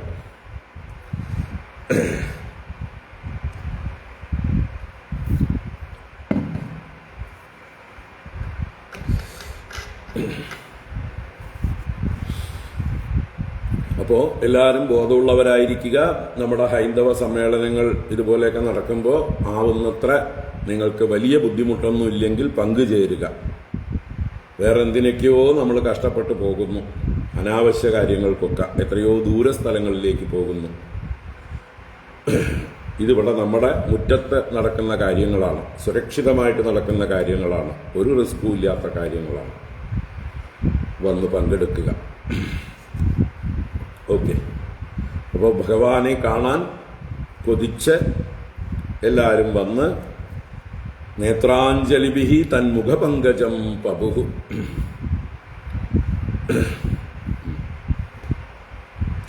കൃഷ്ണമാഗതമാകർണ്യ വിദർഭപുരവാസിനഃ ആഗത്യ നേത്രാഞ്ജലിഭിഹി പബുസ്തന്മുഖപങ്കജം. അസ്യൈവ ഭാര്യാ ഭവിതും രുക്മിണ്യർഹതി നാപരാ അസൗ അപി അനവദ്യാത്മാ വൈഷ്മ്യാഃ സമുചിതഃ പതിഃ. അസ്യൈവ ഭാര്യാ ഭവിതും രുക്മിണ്യർഹതി നാപരാ അസൗ അപ്യനവദ്യാത്മാ വൈഷ്മ്യാഃ സമുചിതഃ പതിഃ. ആ വന്ന് കണ്ടവരായിട്ടുള്ള പുരവാസികൾ, വിദർഭ പുരവാസികളായിട്ടുള്ള ആളുകളെല്ലാം തമ്മിൽ പറയുന്നു. അവര് ഭഗവാനോട് പ്രാർത്ഥിക്കുകയും ചെയ്യുന്നു. ഭഗവാനോടെന്ന് പറഞ്ഞാൽ ഈശ്വരനോട് പ്രാർത്ഥിക്കുകയും ചെയ്യുന്നു. എന്താ അവരുടെ തമ്മിലുള്ള ഭാഷ? അസ്യയേവ ഭാര്യാ ഭവിതും രുക്മിണി അർഹതി ന പരാ. അസ്യയേവ ഭാര്യാ ഭവിതും രുക്മിണി അർഹതി. ഇദ്ദേഹത്തിന്റെ ഭാര്യയാവാൻ രുക്മിണി തന്നെയാണ് അർഹയാകുന്നത്. രുക്മിണി ഇദ്ദേഹത്തിന്റെ ഭാര്യയാവാനാണ് അർഹിക്കുന്നത്. അപരാന, അന്യയല്ല, വേറൊരാളല്ല ഈ കൃഷ്ണന് ഭാര്യയാവേണ്ടത്. അപ്പൊ കൃഷ്ണന് രുക്മിണിയാണ് ഭാര്യയാവാൻ ഏറ്റവും യോഗ്യ. അതുകൊണ്ട് ഈ കൃഷ്ണന്റെ ഭാര്യയാവട്ടെ നമ്മുടെ രാജകുമാരി രുക്മിണി ദേവി. രുക്മിണി അർഹതി അപരാന അനവദ്യാത്മാ അസൗ അപി വൈഷ്മ്യാഃ സമുചിതഃ പതിഃ. അനവദ്യാത്മാ എന്ന് പറഞ്ഞാൽ ദോഷരഹിതമായ ശരീരത്തോടും മനസ്സോടും യോഗ്യതകളോടും കൂടിയ അനവദ്യ സ്വരൂപൻ, ദോഷമില്ലാത്തവൻ, എല്ലാം പരിപൂർണനായിരിക്കുന്ന അസൗ അപി ഇവനും ഇദ്ദേഹവും ഭൈഷ്മ്യാഹ, ആ ഭീഷ്മകപുത്രിയായ രുക്മിണിക്ക് സമുചിത പതി, ഏറ്റവും ഉചിതനായ പതിയാകുന്നു. അപ്പോ ഈ കൃഷ്ണൻ രുക്മിണിക്ക് യോഗ്യനായ പതിയാകുന്നു. രുക്മിണിയാകട്ടെ ഇദ്ദേഹത്തിന് യോഗ്യയായിട്ടുള്ള പത്നിയാവാൻ, വധുവാവാൻ യോഗ്യയാകുന്നു. മെയ്ഡ് ഫോർ ഈച്ച് അതർ, ഇവർ രണ്ടുപേരും തമ്മിലാണ് ഉത്തമമായിട്ടുള്ള പൊരുത്തം, ഇവർ തമ്മിലാണ് വിവാഹം കഴിക്കേണ്ടത് എന്ന് ജനങ്ങൾ തമ്മിൽ അവരുടെ ആ ഒരു ആഗ്രഹത്തെ അവതരിപ്പിക്കുകയാണ്. അത് കഴിഞ്ഞ് അവർ പ്രാർത്ഥിക്കുകയാണ്. കിഞ്ചിത് സുചരിതം യന്നഃ തേന തുഷ്ടഃ ത്രിലോകകൃത് അനുഗൃഹാതു വൈദർഭ്യാ പാണിമച്യുതഃ.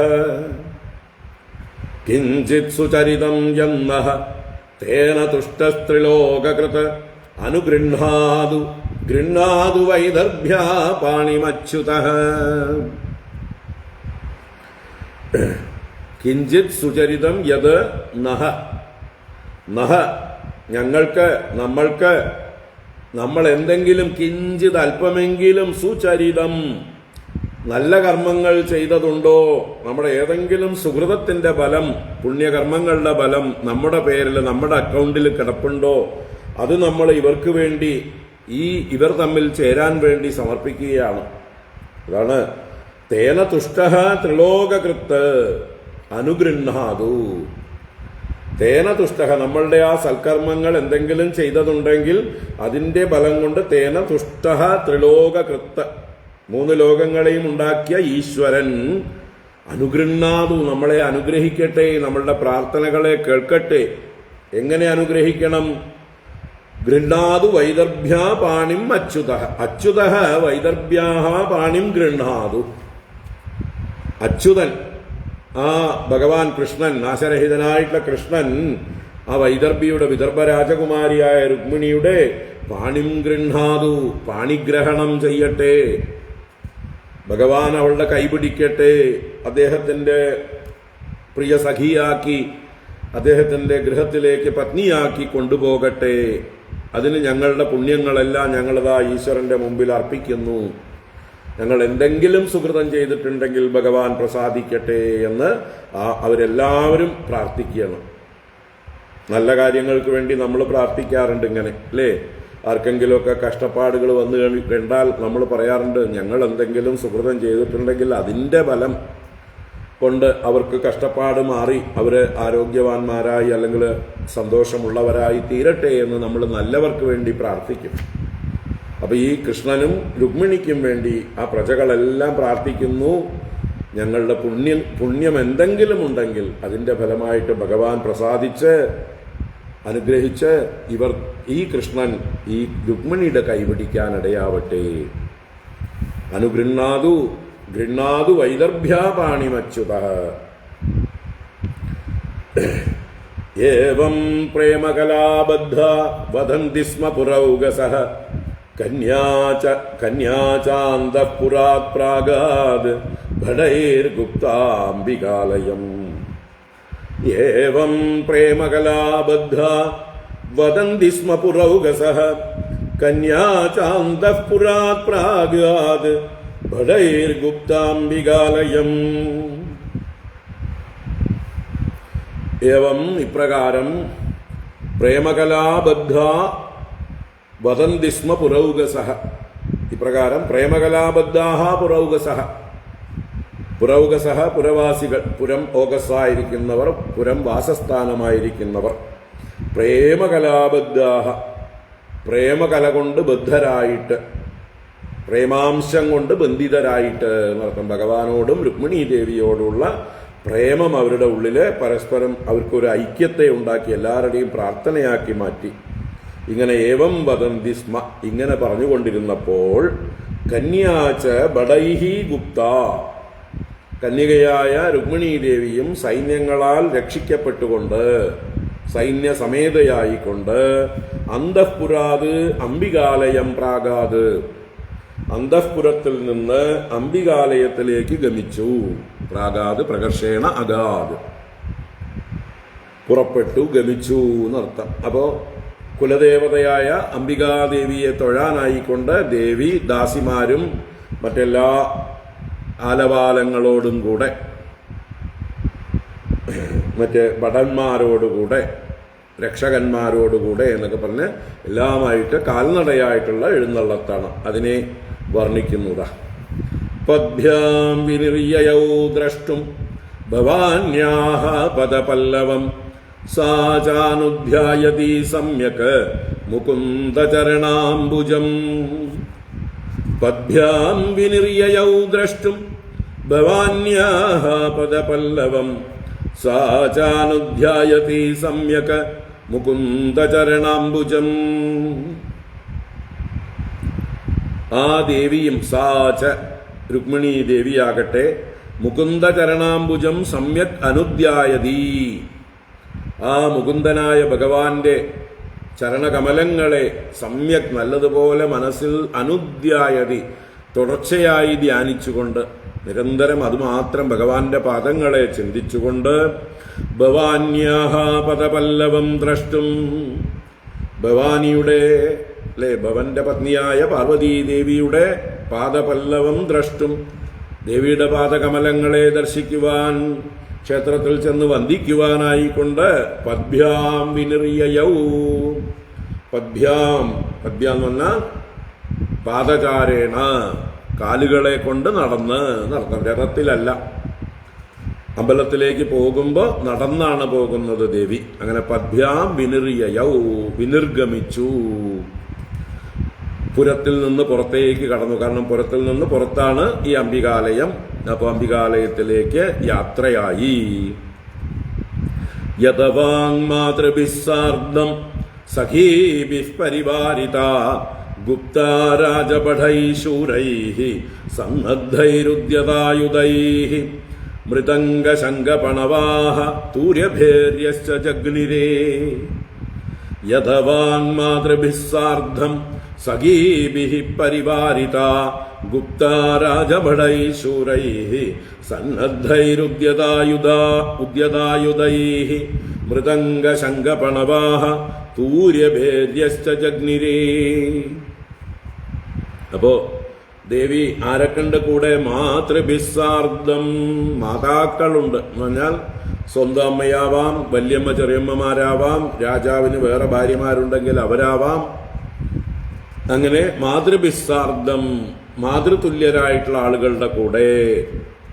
സഖീഭിഹി പരിവാരിത, കൂട്ടുകാരികൾ സഖികളൊക്കെ ഉണ്ട്, അവരാലും ചുറ്റപ്പെട്ടവളായിട്ട്. എന്നാൽ ഇവരൊക്കെ ഉള്ളപ്പോൾ കോലാഹലത്തോടെ എന്തെങ്കിലുമൊക്കെ പറഞ്ഞുകൊണ്ടാണോ പോകുന്നത്? ബഹളം ഉണ്ടാക്കിക്കൊണ്ടാണോ? നമ്മളൊക്കെ ക്ഷേത്രങ്ങളിൽ പോകുന്നത് പോലെയാണോ ദേവി പോകുന്നത്? അല്ല. എങ്ങനെയാണ് ക്ഷേത്രത്തിലേക്ക് പോകേണ്ടത് എന്ന് കാണിച്ചു തരിക. യഥവാക്ക്, വാക്കിനെ യമിച്ച്, വാക്കിനെ അടക്കി നിർത്തുന്ന, നാവ് ചലിപ്പിക്കാതെ മൗനവ്രതം അല്ലെങ്കിൽ ഭഗവാന്റെ നാമം മാത്രം ജപിച്ചുകൊണ്ട് അല്ലെങ്കിൽ അംബികാദേവിയെ പ്രാർത്ഥിച്ചുകൊണ്ട് പുറത്തേക്ക് ശബ്ദമൊന്നും ഉണ്ടാക്കാതെ. അപ്പൊ എങ്ങനെ ക്ഷേത്രത്തിലേക്ക് പോകണം എന്നത് ആ ദേവി നമുക്ക് കാണിച്ചു തരുന്നു. വഴിനീളെ സംസാരിച്ചുകൊണ്ടും ആളുകളോടൊക്കെ കുശല പ്രശ്നം ചെയ്തുകൊണ്ടും അല്ല ക്ഷേത്രത്തിലേക്ക് തൊഴാൻ പോകുമ്പോൾ പോവുക. നിശബ്ദമായി മനസ്സ് ഏകാഗ്രമാക്കി ആ ഭഗവാനെ കാണാൻ പോവുകയാണ് അല്ലെങ്കിൽ ഭഗവതിയെ കാണാൻ പോവുകയാണ് എന്നുള്ളതായിട്ടുള്ള ഒരു ശ്രദ്ധയോടെ മനസ്സിനെ എന്താ പറയുക, നമ്മൾ സംസാരിക്കും തോറും മനസ്സ് ചഞ്ചലമാകും, അഴുക്ക് നിറയും, ചെളി പുരളും. ഇപ്പം നമ്മൾ ക്ഷേത്രത്തിലേക്ക് പോകുമ്പോൾ ശരീരം കുളിച്ചിട്ടാ പോകുന്നത് അല്ലേ? എന്നിട്ട് വഴിയിലൊക്കെ ചെളിയാക്കാൻ സമ്മതിക്കുമോ? ക്ഷേത്രത്തിലേക്ക് പോകുമ്പോൾ ചെളിയിലൊക്കെ കിടന്ന് ഉരുണ്ടിട്ടാണോ പോകുക? അല്ല. അപ്പൊ ശരീരം മാത്രമേ ശുദ്ധമായിട്ട് പോയാൽ മതിയോ? മനസ്സും ശുദ്ധമായിട്ട് പോകണം. മനസ്സ് ശുദ്ധമായി പോകാനുള്ള വഴിയാണ് കുളി കഴിഞ്ഞാൽ ക്ഷേത്രത്തിലേക്കാ പോകുന്നത് അല്ലെങ്കിൽ പൂജാദികൾ ചെയ്യാനാണ് പോകുന്നത്. അങ്ങനെയുള്ള സന്ദർഭങ്ങളിൽ ഒന്നും മിണ്ടാതിരിക്കുക ആരോടും. അത് കഴിഞ്ഞിട്ടേ ആരെയും കാണുള്ളൂ, ആരോടും എന്തെങ്കിലും സംസാരിക്കുള്ളൂ എന്നൊരു വ്രതം എല്ലാവർക്കും വേണ്ടതാണ്. നമ്മുടെ ഗുരുക്കന്മാർക്കും നമ്മുടെ മുതിർന്നവർക്കൊക്കെ ഉണ്ടായിരുന്നു ഈ ശീലങ്ങളൊക്കെ. രാവിലെ എഴുന്നേറ്റ് കുളി കഴിഞ്ഞ് ഈശ്വര പൂജാദികളോ നാമജപാദികളോ എല്ലാം കഴിഞ്ഞിട്ടേ മറ്റ് ലൗകിക വിഷയങ്ങളിലേക്ക് അവർ പ്രവേശിക്കുക തന്നെ ഉള്ളൂ. ക്ഷേത്രത്തിലേക്കാണ് പോകുന്നതെങ്കിൽ കുളിച്ചിട്ട് പോകുമ്പോൾ വഴിയിൽ യാതൊരു തരത്തിലുള്ള വ്യവഹാരങ്ങൾക്കും ഇടപെടില്ല. അത് കഴിഞ്ഞ് വരുമ്പോൾ വേണമെങ്കിൽ നോക്കാം. അപ്പോൾ ഇത് ശീലമാക്കണം, നമ്മൾ കുട്ടികൾക്കും പറഞ്ഞു കൊടുക്കണം. അപ്പോൾ ഇതാണ് യഥവാക്ക്. വാക്കിനെ യമിച്ച്, വാക്കടക്കി, മൗനം അവലംബിച്ചുകൊണ്ട് ഏകാഗ്രതയോടെ ശൂരൈഹി ഉദ്യതായുധൈഹി സന്നദ്ധൈഹി രാജപടൈഹി ഗുപ്ത. രാജപടൈഹി ഗുപ്ത, രാജപടന്മാരാൽ രക്ഷിക്കപ്പെട്ടവളായിട്ട്, ഗോപനം ചെയ്യപ്പെട്ടവളായിട്ട്. അപ്പൊ എങ്ങനെയുള്ള രാജപടന്മാര്? ശൂരന്മാരാണ്, ഉള്ളതിലേക്ക് നല്ല പരാക്രമികളാണ്. ഉദ്യതായുധന്മാരാണ്, ഉയർത്തിപ്പിടിച്ച ആയുധങ്ങളോടുകൂടിയവരായിട്ടുള്ള. സന്നദ്ധൈഹി, സന്നദ്ധന്മാരെന്ന് പറഞ്ഞാൽ നദ്ധന്മാരാവുക എന്ന് പറഞ്ഞാൽ കവചം, ശരീരത്തില് പടച്ചട്ടയൊക്കെ അണിയലാണ് സന്നദ്ധരാവുക എന്ന് പറഞ്ഞാൽ. അപ്പോൾ കച്ച കെട്ടിയവരായി, പടക്കോപ്പുകളെല്ലാം അണിഞ്ഞവരായിട്ട്, അങ്ങനെയുള്ള സന്നദ്ധരായ രാജപടന്മാരാൽ രക്ഷിക്കപ്പെട്ടവളായിട്ട്. മൃദംഗ ശംഖ പണവാഹ തൂര്യഭേര്യശ്ച ജഗ്നിരേ. ജഗ്നിരേ എന്ന് പറഞ്ഞാൽ ഹനിക്കപ്പെട്ടു അഥവാ മുഴക്കപ്പെട്ടു എന്നർത്ഥം, അടിച്ച് തകർക്കുന്ന ഭേരികൾ. ഇപ്പൊ വാദ്യഘോഷങ്ങൾ എന്നർത്ഥം. മൃദംഗം, ശംഖം, പണവം, തൂര്യം, ഭേരി ഇങ്ങനെയുള്ള വാദ്യഘോഷങ്ങളെല്ലാം മുഴക്കപ്പെട്ടു. വാദ്യഘോഷങ്ങളോട് കൂടിയിട്ടാണ്, നാമജപങ്ങളോടുകൂടെ, അതോടുകൂടെ രാജാവിനും രാജകുമാരിക്കുമൊക്കെ ഭടന്മാർ ജയ് വിളിക്കും, സഖികൾ ജയ് വിളിക്കും. ദേവിയാകട്ടെ, ദേവി മനസ്സ് ഏകാഗ്രമാക്കിക്കൊണ്ട് ഭഗവതിയുടെ പാദങ്ങളെ ധ്യാനിച്ചുകൊണ്ട്, ഭഗവാന്റെ പാദങ്ങളെ ധ്യാനിച്ചുകൊണ്ട് അവിടേക്ക് പോവുകയാണ്. നാനോപഹാര ബലിഭിഹി വാരമുഖ്യാഃ സഹസ്രശഃ സ്രഗ്ഗന്ധവസ്ത്രാഭരണൈഃ ദ്വിജപത്ന്യഃ സ്വലംകൃതാഃ. നാനോപഹാര ബലിഭിഃ വാരമുഖ്യാഃ സഹസ്രശഃ സ്രഗ്ഗന്ധവസ്ത്രാഭരണൈഃ ദ്വിജപത്ന്യഃ സ്വലംകൃതാഃ. അപ്പോൾ ദേവിക്ക് ക്ഷേത്രത്തിലേക്ക് പോകുമ്പോൾ ഭഗവാന് സമർപ്പിക്കാനുള്ളതായിട്ടുള്ള നിവേദ്യ വസ്തുക്കളുണ്ട്. അതാണ് നാനാ ഉപഹാര ബലിഭിഹി. ഉപഹാരങ്ങൾ, ഭഗവാന് സമർപ്പിക്കാനുള്ള ദ്രവ്യങ്ങൾ. ബലികൾ എന്ന് പറഞ്ഞാലും പൂജാദ്രവ്യങ്ങൾ. അപ്പൊ ഭഗവാന് സമർപ്പിക്കാനുള്ള ഉപഹാരങ്ങളും കാഴ്ചദ്രവ്യങ്ങളോടും കൂടി, അഥവാ കാഴ്ചദ്രവ്യങ്ങളും പൂജാ നിവേദ്യങ്ങളോടും കൂടി സഹസ്രശഃ വാരമുഖ്യാഃ, ആയിരക്കണക്കിന് ദാസീ സ്ത്രീകൾ ഇതൊക്കെ ചുമക്കാനായിക്കൊണ്ട് ഈ പറഞ്ഞ ഭഗവാന് സമർപ്പിക്കാനുള്ള, ഭഗവതിക്ക് സമർപ്പിക്കാനുള്ള നൈവേദ്യ വസ്തുക്കൾ ചുമന്നുകൊണ്ട് ദേവിയുടെ ദാസി സ്ത്രീകൾ, അതാണ് വാരമുഖ്യാഃ. സുഅലങ്കൃതാഃ, നല്ലപോലെ അലങ്കരിച്ചിട്ടുള്ള ദ്വിജപത്ന്യഃ, ബ്രാഹ്മണ സ്ത്രീകളും. സ്വയം പട്ടുവസ്ത്രങ്ങളും ആഭരണങ്ങളും ഒക്കെ ധരിച്ച് യോഗ്യരായിട്ടുള്ള ബ്രാഹ്മണ സ്ത്രീകളും കൂടെയുണ്ട്. സ്രഗ്ഗന്ധവസ്ത്രാഭരണൈഃ സുഅലങ്കൃതാഃ. സ്രക്ക്, മാല, ഗന്ധം, സുഗന്ധങ്ങള്, വസ്ത്രം, ആഭരണം മുതലായവ കൊണ്ടും അലങ്കരിക്കപ്പെട്ടവരായിട്ടുള്ള ബ്രാഹ്മണ സ്ത്രീകളും ദാസി സ്ത്രീകളും എല്ലാവരുമായിട്ട് പുറപ്പെട്ടു. അതുപോലെ ദാനം ചെയ്യാനും ഈ സാധനങ്ങളൊക്കെ വേണം. ഏതൊക്കെ? മാല, ചന്ദനം, വസ്ത്രം, ആഭരണം മുതലായത് അവിടെ ക്ഷേത്രത്തില് പലർക്കും ദാനം ചെയ്യുന്നുണ്ട്. അപ്പൊ ആ ദാനം ചെയ്യാനുള്ള വസ്തുക്കളെ ഇവരെടുത്തിട്ടുണ്ട് എന്നും കൂടി സൂചനയാണ്. സ്രഗ്ഗന്ധ വസ്ത്രാഭരണൈഹി, ഈ പറഞ്ഞ സാമഗ്രികളോടും കൂടി യാത്രയാവുകയാണ്.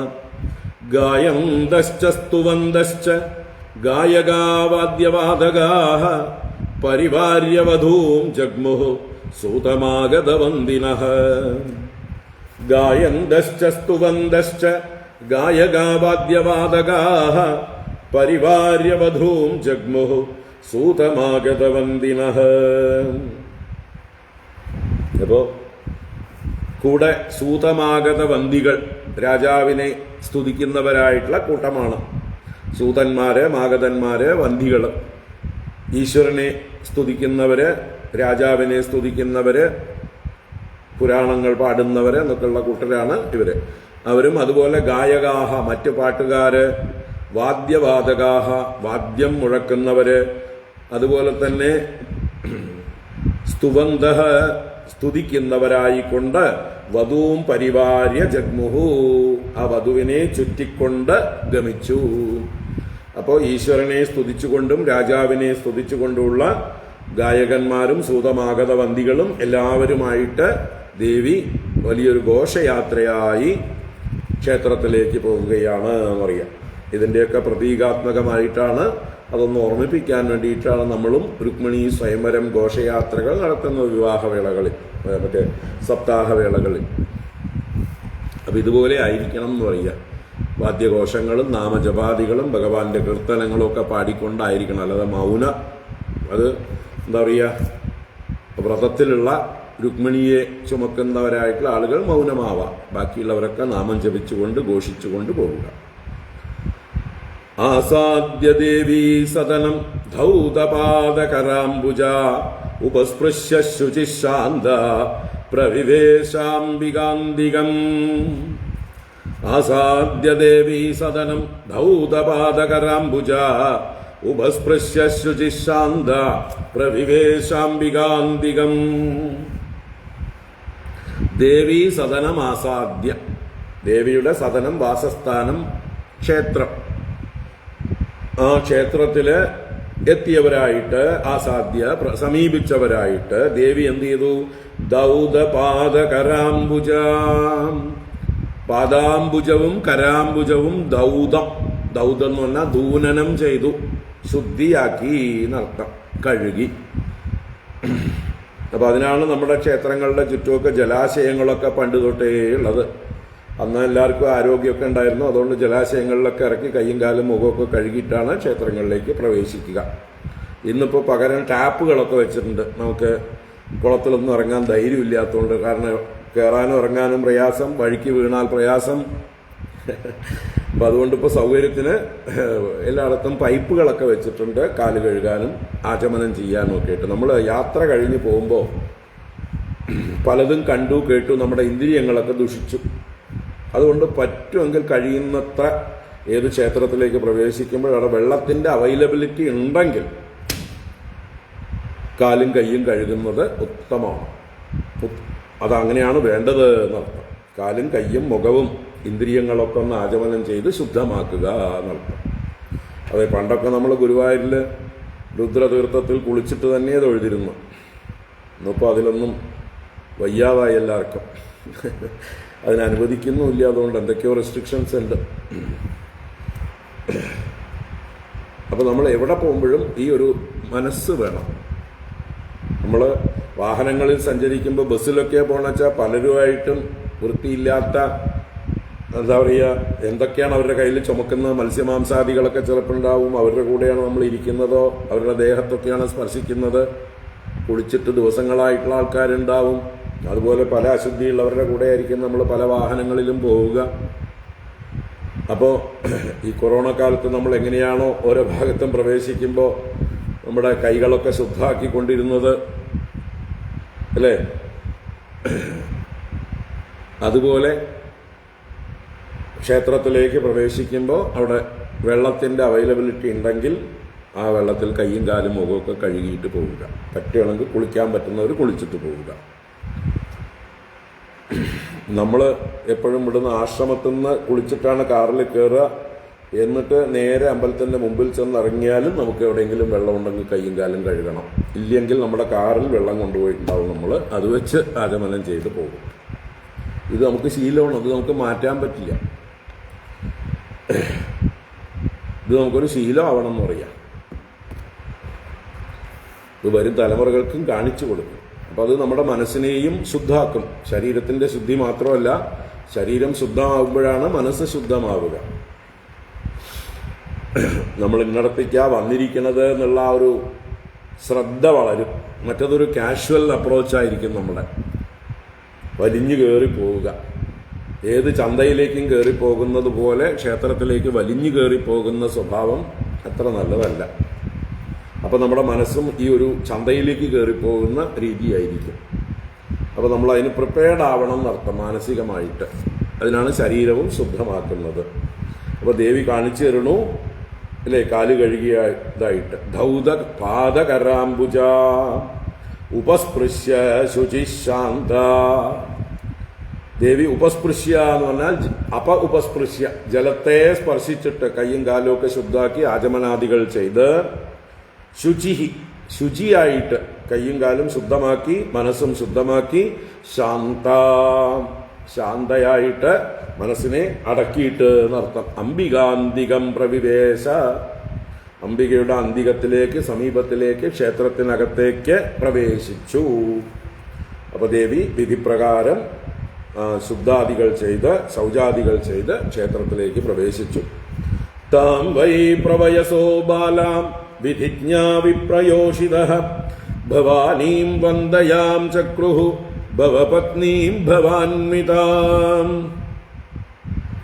താം വൈ പ്രവയസോ ബാലാം വിധിജ്ഞാ വിപ്രയോഷിതഃ ഭവാനീം വന്ദയാം ചക്രുഃ ഭവപത്നീം ഭവാന്വിതാം.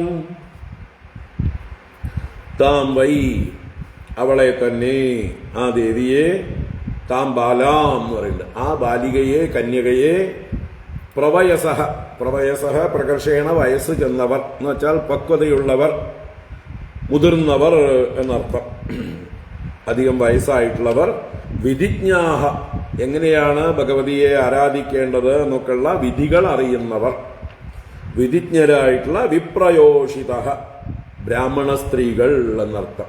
അപ്പൊ അവരാണ് ഇതെല്ലാം പറഞ്ഞു കൊടുത്ത് ചെയ്യിപ്പിക്കുന്നത്. വിപ്രയോഷിത താം ബാലാം ഭവാന്വിതാം ഭവപത്നീം ഭവാനീം വന്ദയാം ചക്രുഃ. ഭവാന്വിതാം ഭവപത്നീം, ഭവാന്വിതൻ, ഭവാന്വിത എന്ന് പറഞ്ഞാൽ ഭവനോട് അന്വിതയായിരിക്കുന്നവൾ, മഹാദേവ പരമേശ്വര സഹിതയായിരിക്കുന്നവൾ എന്നർത്ഥം. അപ്പോ ഭഗവാനോട് കൂടിയാണ്, ഉമാമഹേശ്വര സവിധമാണ് എന്ന് പറയാം.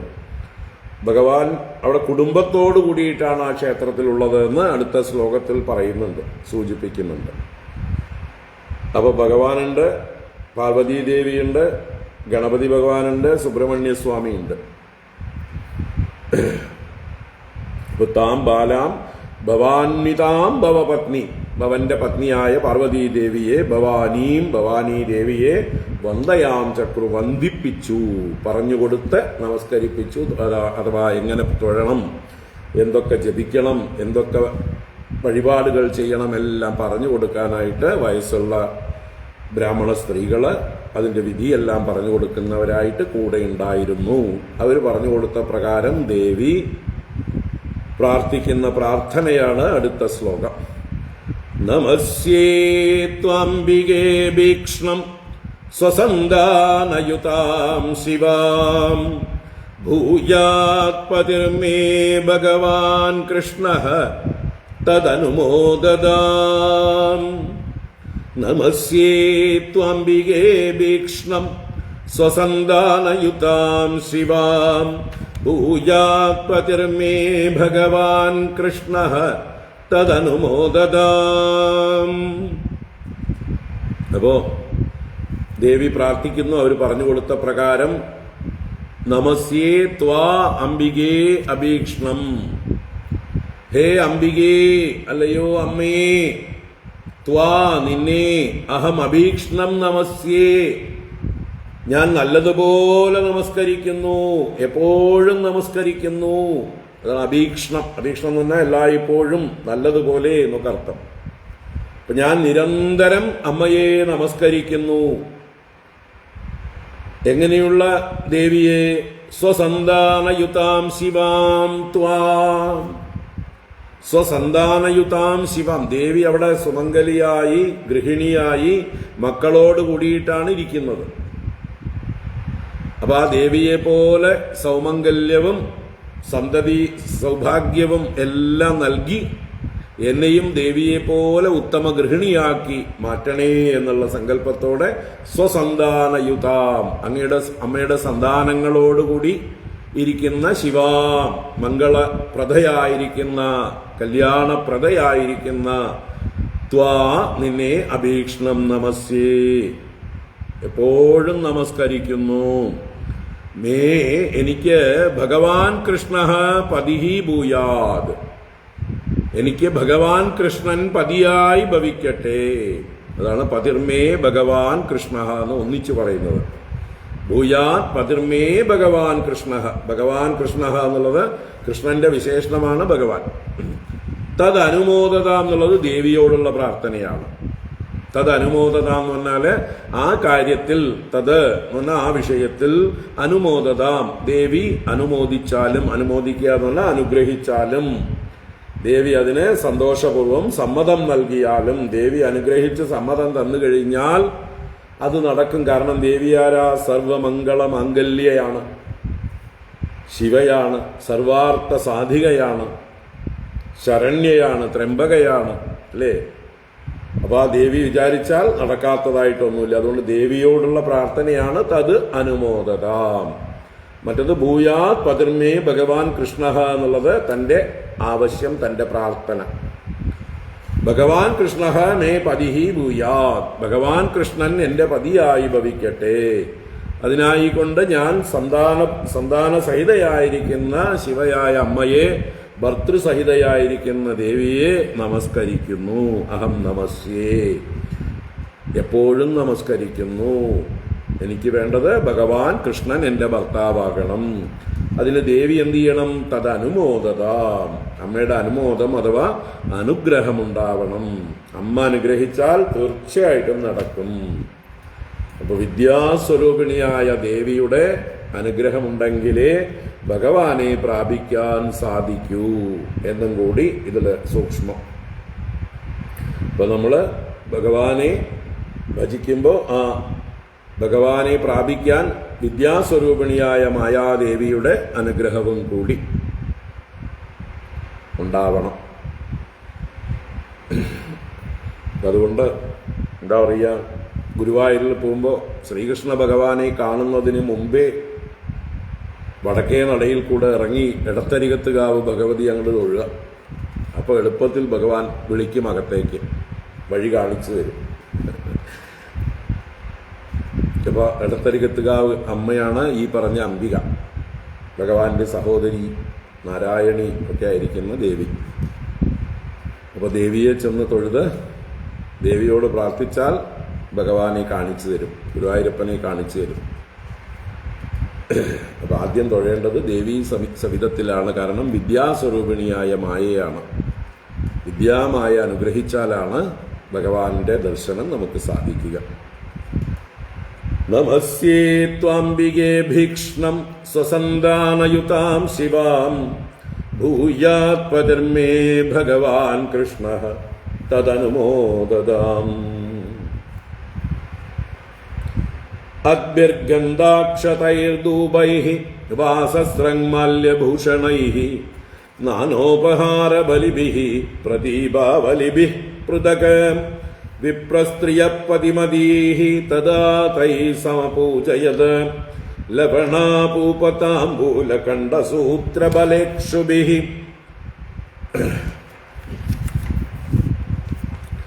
അദ്ഭിർഗന്ധാക്ഷതൈർദൂപൈഃ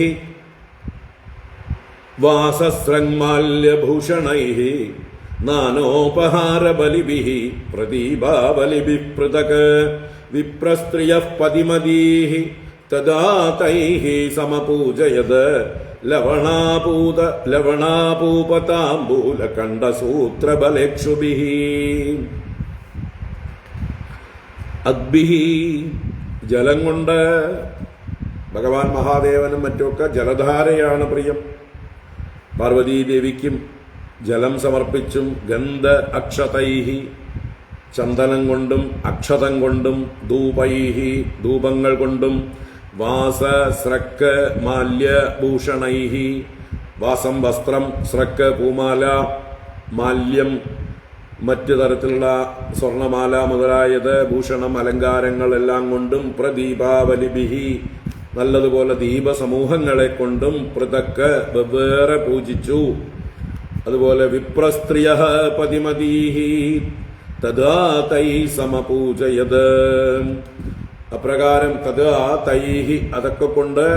അതുപോലെ ലവണ അപൂപ താംബൂല കണ്ഠസൂത്ര ഫലേക്ഷുഭിഃ പതിമതീഹി വിപ്രസ്ത്രിയഃ സമപൂജയത്. ദേവി സുമംഗലികളെ പൂജിച്ചു എന്നാണ്. സുവാസിനി പൂജ, സുമംഗലി പൂജ അല്ലേ. സുവാസിന്യർച്ചന പ്രീത, ദേവിയുടെ ലളിതാ സഹസ്രനാമത്തില് നാമമുണ്ട് അല്ലെ. സുവാസിന്യർച്ചന പ്രീത, സുവാസിനിയെ അർച്ചിക്കുന്നത് കൊണ്ട് പ്രീതയാകുന്നു ഭഗവതി. അതുകൊണ്ടാണ് ദേവിയുടെ പൂജകളില് നവകന്യകമാരെ അതുപോലെ സുമംഗലികളെ പൂജിക്കുക. ചണ്ഡികായാഗത്തിൻ്റെയൊക്കെ ഭാഗമായിട്ട് സുമംഗലി പൂജയുണ്ട്. 9 പേരെങ്കിലും ചുരുങ്ങിയത് പൂജിക്കും, അല്ലെങ്കിൽ 3 പേരെങ്കിലും പൂജിക്കണം. അപ്പം അത് വിപ്രസ്ത്രീയ, നല്ല സംസ്കാരമുള്ളവരെ, വ്രതാദി അനുഷ്ഠാനങ്ങളുള്ളവരെയൊക്കെ പൂജിക്കുമ്പോഴാണ് അതിൻ്റെ അധിക ബലം. യോഗ്യരായിട്ടുള്ള സ്ത്രീകളെ പൂജിച്ച് അവർക്ക് ദാനാദികളൊക്കെ കൊടുക്കുക അല്ലേ. നമ്മുടെ മൂകാംബികയിൽ ചണ്ഡികാഹോമത്തിന് പോയാൽ ഇവരുടെയൊക്കെ ഭാര്യമാർ തന്നെ ഉണ്ടാവും അവിടുത്തെ അടികൾമാരുടെ പൂജ ഭട്ടുമാരുടെയൊക്കെ ഭാര്യമാർ തന്നെ അവർ പരസ്പരം കൊണ്ടുവരും. ഒരു 3 പേരെങ്കിലും കൊണ്ടുവന്ന് അവർക്ക് ദാനം കൊടുക്കണം, സാരി കൊടുക്കണം, ഇതൊക്കെ കൊടുക്കണം. അപ്പം എന്തായാലും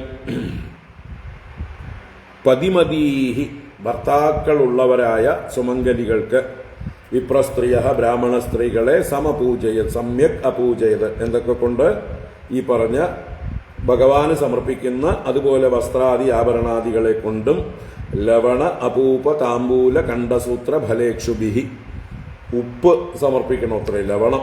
അതുപോലെ അപൂപം എന്ന് പറഞ്ഞാൽ അപ്പങ്ങളാണ്, പലതരത്തിലുള്ള പലഹാരങ്ങളാണ് അപൂപങ്ങൾ.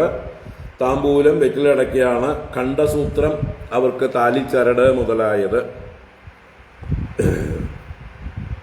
അതുപോലെ കണ്ഠസൂത്ര ഫല ഇക്ഷുഭിഹി, ഫലം പഴങ്ങള്, ഇക്ഷു കരിമ്പ്, ഇങ്ങനെയുള്ള ദ്രവ്യങ്ങളൊക്കെ സമർപ്പിച്ചുകൊണ്ട് സുവാസിനികളായ സ്ത്രീകളെയും പൂജിക്കുക. നമ്മുടെ എന്താ പറയുക, പഹൽഗാം ഭീകരന്മാര് ഭർത്താക്കന്മാരെ വധിച്ച് സ്ത്രീകളുടെ സിന്ദൂരം മാച്ചു കളഞ്ഞു അല്ലേ. സുവാസിനികളെ വിധവകളാക്കി മാറ്റി. അതിനുള്ള ഒരു പ്രായശ്ചിത്തമായി, പ്രതികാരമായിട്ടാണ് മോദിജി സിന്ദൂർ അല്ലേ, ഓപ്പറേഷൻ സിന്ദൂർ എന്ന് പേരിട്ടത്. ഇനി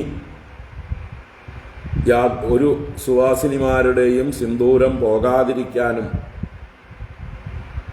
ഇതുപോലുള്ള തീവ്രവാദികളെ മുഴുവൻ നശിപ്പിക്കാൻ, മതം ചോദിച്ച് പുരുഷന്മാരെ വധിച്ച് അവരുടെ ഭാര്യമാരെ വിധവകളാക്കി തീർത്ത ആ പ്രവൃത്തി ഇനി മേലിൽ ചെയ്യാതിരിക്കാൻ വേണ്ടിയിട്ടാണ് അതിന് ഓപ്പറേഷൻ സിന്ദൂർ എന്നാ പേരിട്ടത്. തീവ്രവാദികളെ ഉന്മൂലനം ചെയ്യാൻ വേണ്ടിയിട്ടുള്ള ഓപ്പറേഷനാണ്, അല്ലാതെ ഒരു വാറല്ല, ഒരു യുദ്ധം പ്രഖ്യാപിച്ചുകൊണ്ടല്ല ഇന്ത്യ രാജ്യം പാകിസ്ഥാനോ ഇതായിട്ട് ശണ്ട കൂടിയത്. ചെറിയ തോതിലേ ഉണ്ടായിട്ടുള്ളൂ. ഇന്ത്യയെ സംബന്ധിച്ച് ചെറിയ തോത് ആയുധങ്ങളൊന്നും പുറത്തെടുത്തിട്ടില്ല. എല്ലാ ആയുധങ്ങളും പുറത്തെടുത്ത് വലിയൊരു തുറന്ന യുദ്ധമായിരുന്നെങ്കിൽ പാകിസ്ഥാൻ ബാക്കി ഉണ്ടാവില്ല. ഇപ്പൊ തന്നെ അവർ അനാവശ്യമായി ചൊറിഞ്ഞതിന് വേണ്ടതൊക്കെ കൊടുത്തിട്ടുണ്ട്. ഇനിയും ചൊറിയാൻ വന്നാൽ ഉന്മൂലനം ചെയ്യുമെന്നുള്ള വാണിംഗും കൊടുത്തിട്ടുണ്ട്. അവരുടെ ആണവായുധ സംഭരണ കേന്ദ്രങ്ങളിൽ വരെ ബോംബിട്ട് മറ്റേ മിസൈലുകൾ അർപ്പിച്ചിട്ടുണ്ട്. ബ്രഹ്മോസ് ഭൂകമ്പമുണ്ടായിട്ടുണ്ട് അവിടെ, നമ്മുടെ ബ്രഹ്മോസ് പതിച്ചിട്ട്. റിക്ടർ സ്കെയിലിൽ 4.1 5.7 6.3 ഒക്കെ പ്രകമ്പനം സൃഷ്ടിച്ച വലിയ ഭൂകമ്പങ്ങൾ പാകിസ്ഥാനിൽ കഴിഞ്ഞ 3-4 ദിവസങ്ങളായിട്ടുണ്ടായിട്ടുണ്ട്. ഇത് മിസൈലുകൾ വിക്ഷേപിച്ചത് കൊണ്ട്. ആണവായുധ ശേഖരത്തിന്റെ സമീപത്തൊക്കെയാണ് ഇന്ത്യയുടെ മിസൈലുകൾ പതിച്ചിട്ടുള്ളത്. അത് കണ്ട് പേടിച്ച് രക്ഷയില്ല എന്ന് കണ്ടിട്ടാണ് അവർ അടിയറവ് പറഞ്ഞ് വെടിനിർത്തലിന് വന്നത്. അപ്പോൾ എന്തിന്റെ പ്രതികാരമാണ്? സിന്ദൂരം മാച്ചതിന്. അതാണ് ഓപ്പറേഷൻ സിന്ദൂർ.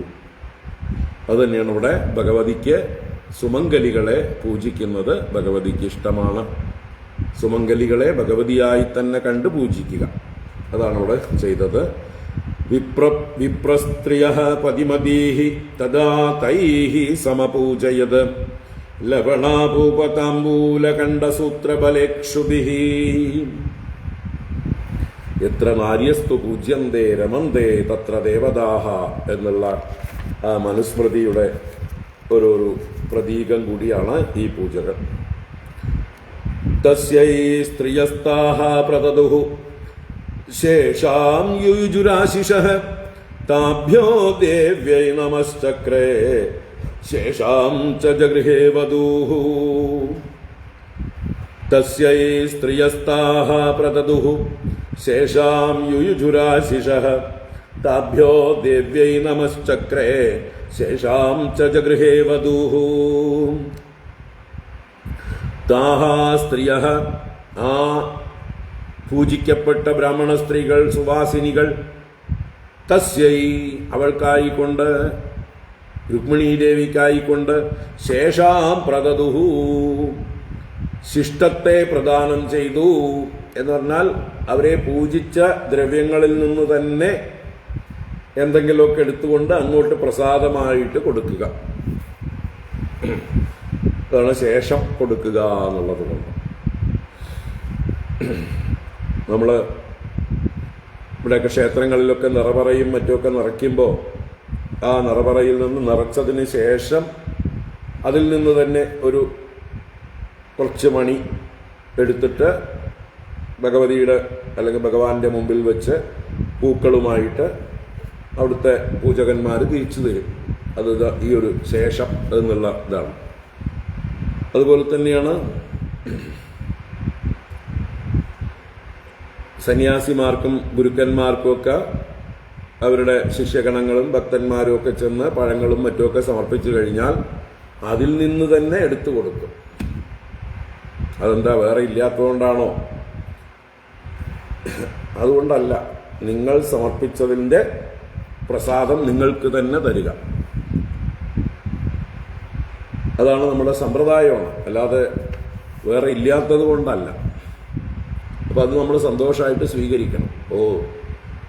ഇവിടെയൊക്കെ പലരും നമുക്ക് ഫലങ്ങളൊക്കെ കൊണ്ട് തരാറുണ്ട്. അപ്പം നമ്മൾ അതിൽ നിന്ന് തന്നെ എടുത്തു കൊടുക്കും. ഒന്നാമത് നമുക്കിതൊന്നും കഴിക്കാൻ പറ്റൂല, സമയമില്ല, പാടുമില്ല. പലതും കഴിച്ചാൽ നമ്മുടെ ഷുഗറൊക്കെ ഷൂട്ടപ്പ് ചെയ്യും. അപ്പോൾ അതിൽ നിന്ന് തന്നെയാണ് നമ്മൾ വരുന്നവർക്ക് പ്രസാദമായിട്ട് തിരിച്ചു കൊടുക്കുക. അതാണ് സമ്പ്രദായം. അപ്പം അത് സന്തോഷമായിട്ട് സ്വീകരിക്കുക. അതെന്താ സ്വാമി, ഞങ്ങൾ കാശ് കൊടുത്ത് വാങ്ങിച്ചിട്ട് തന്നതിന് ഞങ്ങൾക്ക് തന്നെ തരണത്? ഇത് വേറെ ഭക്ഷണം കഴിക്കുന്ന പോലെ തരുന്നതല്ല, ഇത് പ്രസാദമായിട്ട് ശിഷ്ടം തരുന്നതാണ് എന്ന് മനസ്സിലാക്കി സ്വീകരിക്കുക. അതാണ് വേണ്ടത്. ഇനി നിങ്ങളൊന്നും കൊണ്ടുവന്നില്ലെങ്കിലാണ് വേറെ നമ്മുടെ കയ്യിൽ ഇരിപ്പുള്ളതൊക്കെ എടുത്ത് തരിക. നിങ്ങൾ കൊണ്ടുവന്നില്ലെങ്കിൽ നമ്മുടെ അടുത്ത് ഇരിപ്പുണ്ടെങ്കിൽ എന്താ ഇരിപ്പുള്ള വെച്ചാൽ അത് പ്രസാദമായിട്ട് തരും. ഒന്നുമില്ലെങ്കിൽ അനുഗ്രഹം. തസ്യൈ സ്ത്രിയഃ താ പ്രദദുഃ ശേഷാം ആ ശേഷത്തെ തസ്യൈ പ്രദദുഃ അവൾക്കായിക്കൊണ്ട് പ്രദാനം ചെയ്തു. എന്നിട്ട് ആശിഷഃ യുയുജുഃ ആശിസ്സുകളെ ആശീർവചനങ്ങളെ യോജിപ്പിച്ചു. സ്വസ്ത്യസ്തു തേ കുശലമസ്തു ചിരായുരസ്തു ഗോദന്തിവാജി ധനധാന്യ സമൃദ്ധിരസ്തു ഐശ്വര്യമസ്തു വിജയോസ്തു രിപുക്ഷയോസ്തു സന്താനമസ്തു സതതം ഹരിഭക്തിരസ്തു. ഇങ്ങനെ ആശിസ്സുകളെ യോജിപ്പിച്ചു.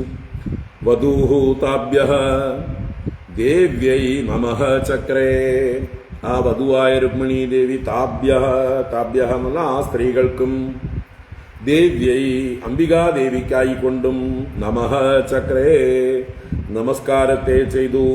അപ്പൊ ഈ ഗുരുജനങ്ങളായ സ്ത്രീകളെയും ദേവിയെയും നമസ്കരിച്ചു. ശേഷാം ജഗൃഹേ ച ശേഷത്തെ ശിഷ്ടത്തെ പ്രസാദമായി സ്വീകരിച്ചു. അവർ കൊടുത്ത പ്രസാദങ്ങളെ സ്വീകരിക്കുകയും ചെയ്തു. മുനിവ്രതമധത്യക്ത്വാ നിശ്ചക്രാമാംബികാഗൃഹാത് പ്രഗൃഹ്യ പാണിനാ ഭൃത്യാം രത്നമുദ്രോപശോഭിനാം. മുനിവ്രതമധത്യക്ത്വാ നിശ്ചക്രാമാംബികാഗൃഹാത് പ്രഗൃഹ്യ പാണിനാ ഭൃത്യാം രത്നമുദ്രോപശോഭിനാം. അത് മുനിവ്രതം തെക്വ. അനന്തരം പൂജാദികളെല്ലാം കഴിഞ്ഞ് ചടങ്ങുകളെല്ലാം കഴിഞ്ഞപ്പോൾ ദേവി മൗനവ്രതത്തെ ഉപേക്ഷിച്ചു എന്നർത്ഥം. മുനിവ്രതം മൗനവ്രതം. അപ്പൊ മൗനത്തെ ഉപേക്ഷിച്ച് രത്നമുദ്രോപശോഭിന പാണിന ഭൃത്യാം പ്രഗൃഹ്യ, രത്നമുദ്ര ശോഭിക്കുന്ന, രത്നമോതിരം ശോഭിക്കുന്നതായിട്ടുള്ള കൈകൊണ്ട് പാണിന ഭൃത്യാം പ്രഗൃഹ്യ, തന്റെ ഒരു സഖിയെ തോഴിയെ കൈപിടിച്ച് അംബികാഗൃഹാത് നിശ്ചക്രാമ, അംബികാഗൃഹത്തിൽ നിന്ന് അഥവാ ക്ഷേത്രത്തിൽ നിന്ന് നിഷ്ക്രമിച്ചു, പുറത്തേക്ക് വന്നു എന്നർത്ഥം. അങ്ങനെ ദേവി ക്ഷേത്രത്തിൽ ചെന്ന് വഴിപാടുകളും പൂജകളും ഒക്കെ ചെയ്ത് പ്രാർത്ഥിച്ച് മൗനം വെടിഞ്ഞ് പുറത്തേക്ക് വന്നു. ഇനി സംഭവിക്കാൻ പോകുന്നതാണ് അതിവിശദമായിട്ട് പറയുന്ന രുക്മിണീ ഹരണം. അത് നമുക്ക് എന്തായാലും ഇപ്പം സമയം ആയി. 56 വരെയുള്ള 6 ശ്ലോകങ്ങളുണ്ട്, 6.5 ശ്ലോകങ്ങളുണ്ട്. ഇപ്പം എന്തായാലും തുടങ്ങിയാൽ തീരില്ല, വലിയ ശ്ലോകങ്ങളാണ്. നാളെ രാവിലെ കാണാം. ക്ഷേത്രത്തിൽ നിന്ന് പുറത്തു വന്ന ദേവി എന്ത് ചെയ്തു, ആ ദേവിയെ ഭഗവാൻ എങ്ങനെ അപഹരിച്ചു, ഈ കാര്യങ്ങളൊക്കെ നാളെ കാണാം. ഓം കായേന വാചാ മനസേന്ദ്രിയൈർവാ ബുദ്ധ്യാത്മനാ വാ പ്രകൃതേ സ്വഭാവാത് കരോമി യദ്യത് സകലം പരസ്മൈ നാരായണായേതി സമർപ്പയാമി. ഓം ശാന്തി ശാന്തി ശാന്തി.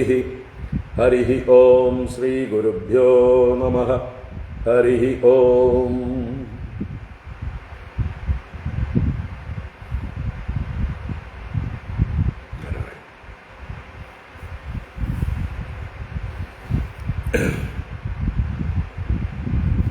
ഇപ്പോൾ പാലക്കാട്ടുകാരെ ഒരിക്കൽ കൂടി ഓർമ്മിപ്പിക്കുകയാണ്. പാലക്കാട് നഗരം മാത്രമല്ല, ഒറ്റപ്പാലം, ഷൊർണൂർ, ആ ഭാഗത്തു നിന്നുള്ളവർക്കൊക്കെ വരാൻ എളുപ്പമാണ്. കോട്ടായി, പെരിങ്ങോട്ട്, കുരിശി ആ ഭാഗത്തു നിന്ന് വരുന്നവർക്ക് എളുപ്പമാണ്. മേലാമുറി വന്നു കഴിഞ്ഞാൽ കർണഗേമൻ ഹൈസ്കൂൾ, എല്ലാ ഭാഗത്തു നിന്നും വാഹനമുള്ളവരും ഒക്കെ വരിക. കുറച്ച് 5-6 പേര് ചേർന്ന് ഒരു വാഹനം എടുത്തു വന്നാലും കുഴപ്പമില്ല. എല്ലാവരെയും ക്ഷണിക്കുന്നു, എല്ലാവരും വരണം. 18-ാം തീയതി 5 മണിക്ക് മേലാമുറി സ്വീകരണത്തിലെങ്കിലും എത്തിച്ചേരുക. 3:30 ചെന്നൈയിൽ നിന്ന് ഘോഷയാത്ര പോകും. ഈ വിഷയത്തിലേക്ക് കുറച്ച് ഫണ്ടിൻ്റെ ആവശ്യമുണ്ട്, കുറേ ചെലവുകളുണ്ട്. ആർക്കെങ്കിലുമൊക്കെ സംഭാവന ചെയ്യണമെങ്കിൽ എൻ്റെ ഗൂഗിൾ പേയിലേക്ക് അയക്കാം, നമുക്ക് അതിലേക്ക് കോൺട്രിബ്യൂട്ട് ചെയ്യാം. നല്ലൊരു ചിലവുണ്ട്, ഞങ്ങൾ എല്ലാവരും കൂടിയിട്ടാണത് സംഘടിപ്പിക്കുന്നത്. അപ്പോൾ ആർക്കെങ്കിലുമൊക്കെ കോൺട്രിബ്യൂട്ട് ചെയ്യണം തോന്നുകയാണെങ്കിൽ അതിലേക്ക് സംഭാവന ചെയ്യാം. ഓക്കെ.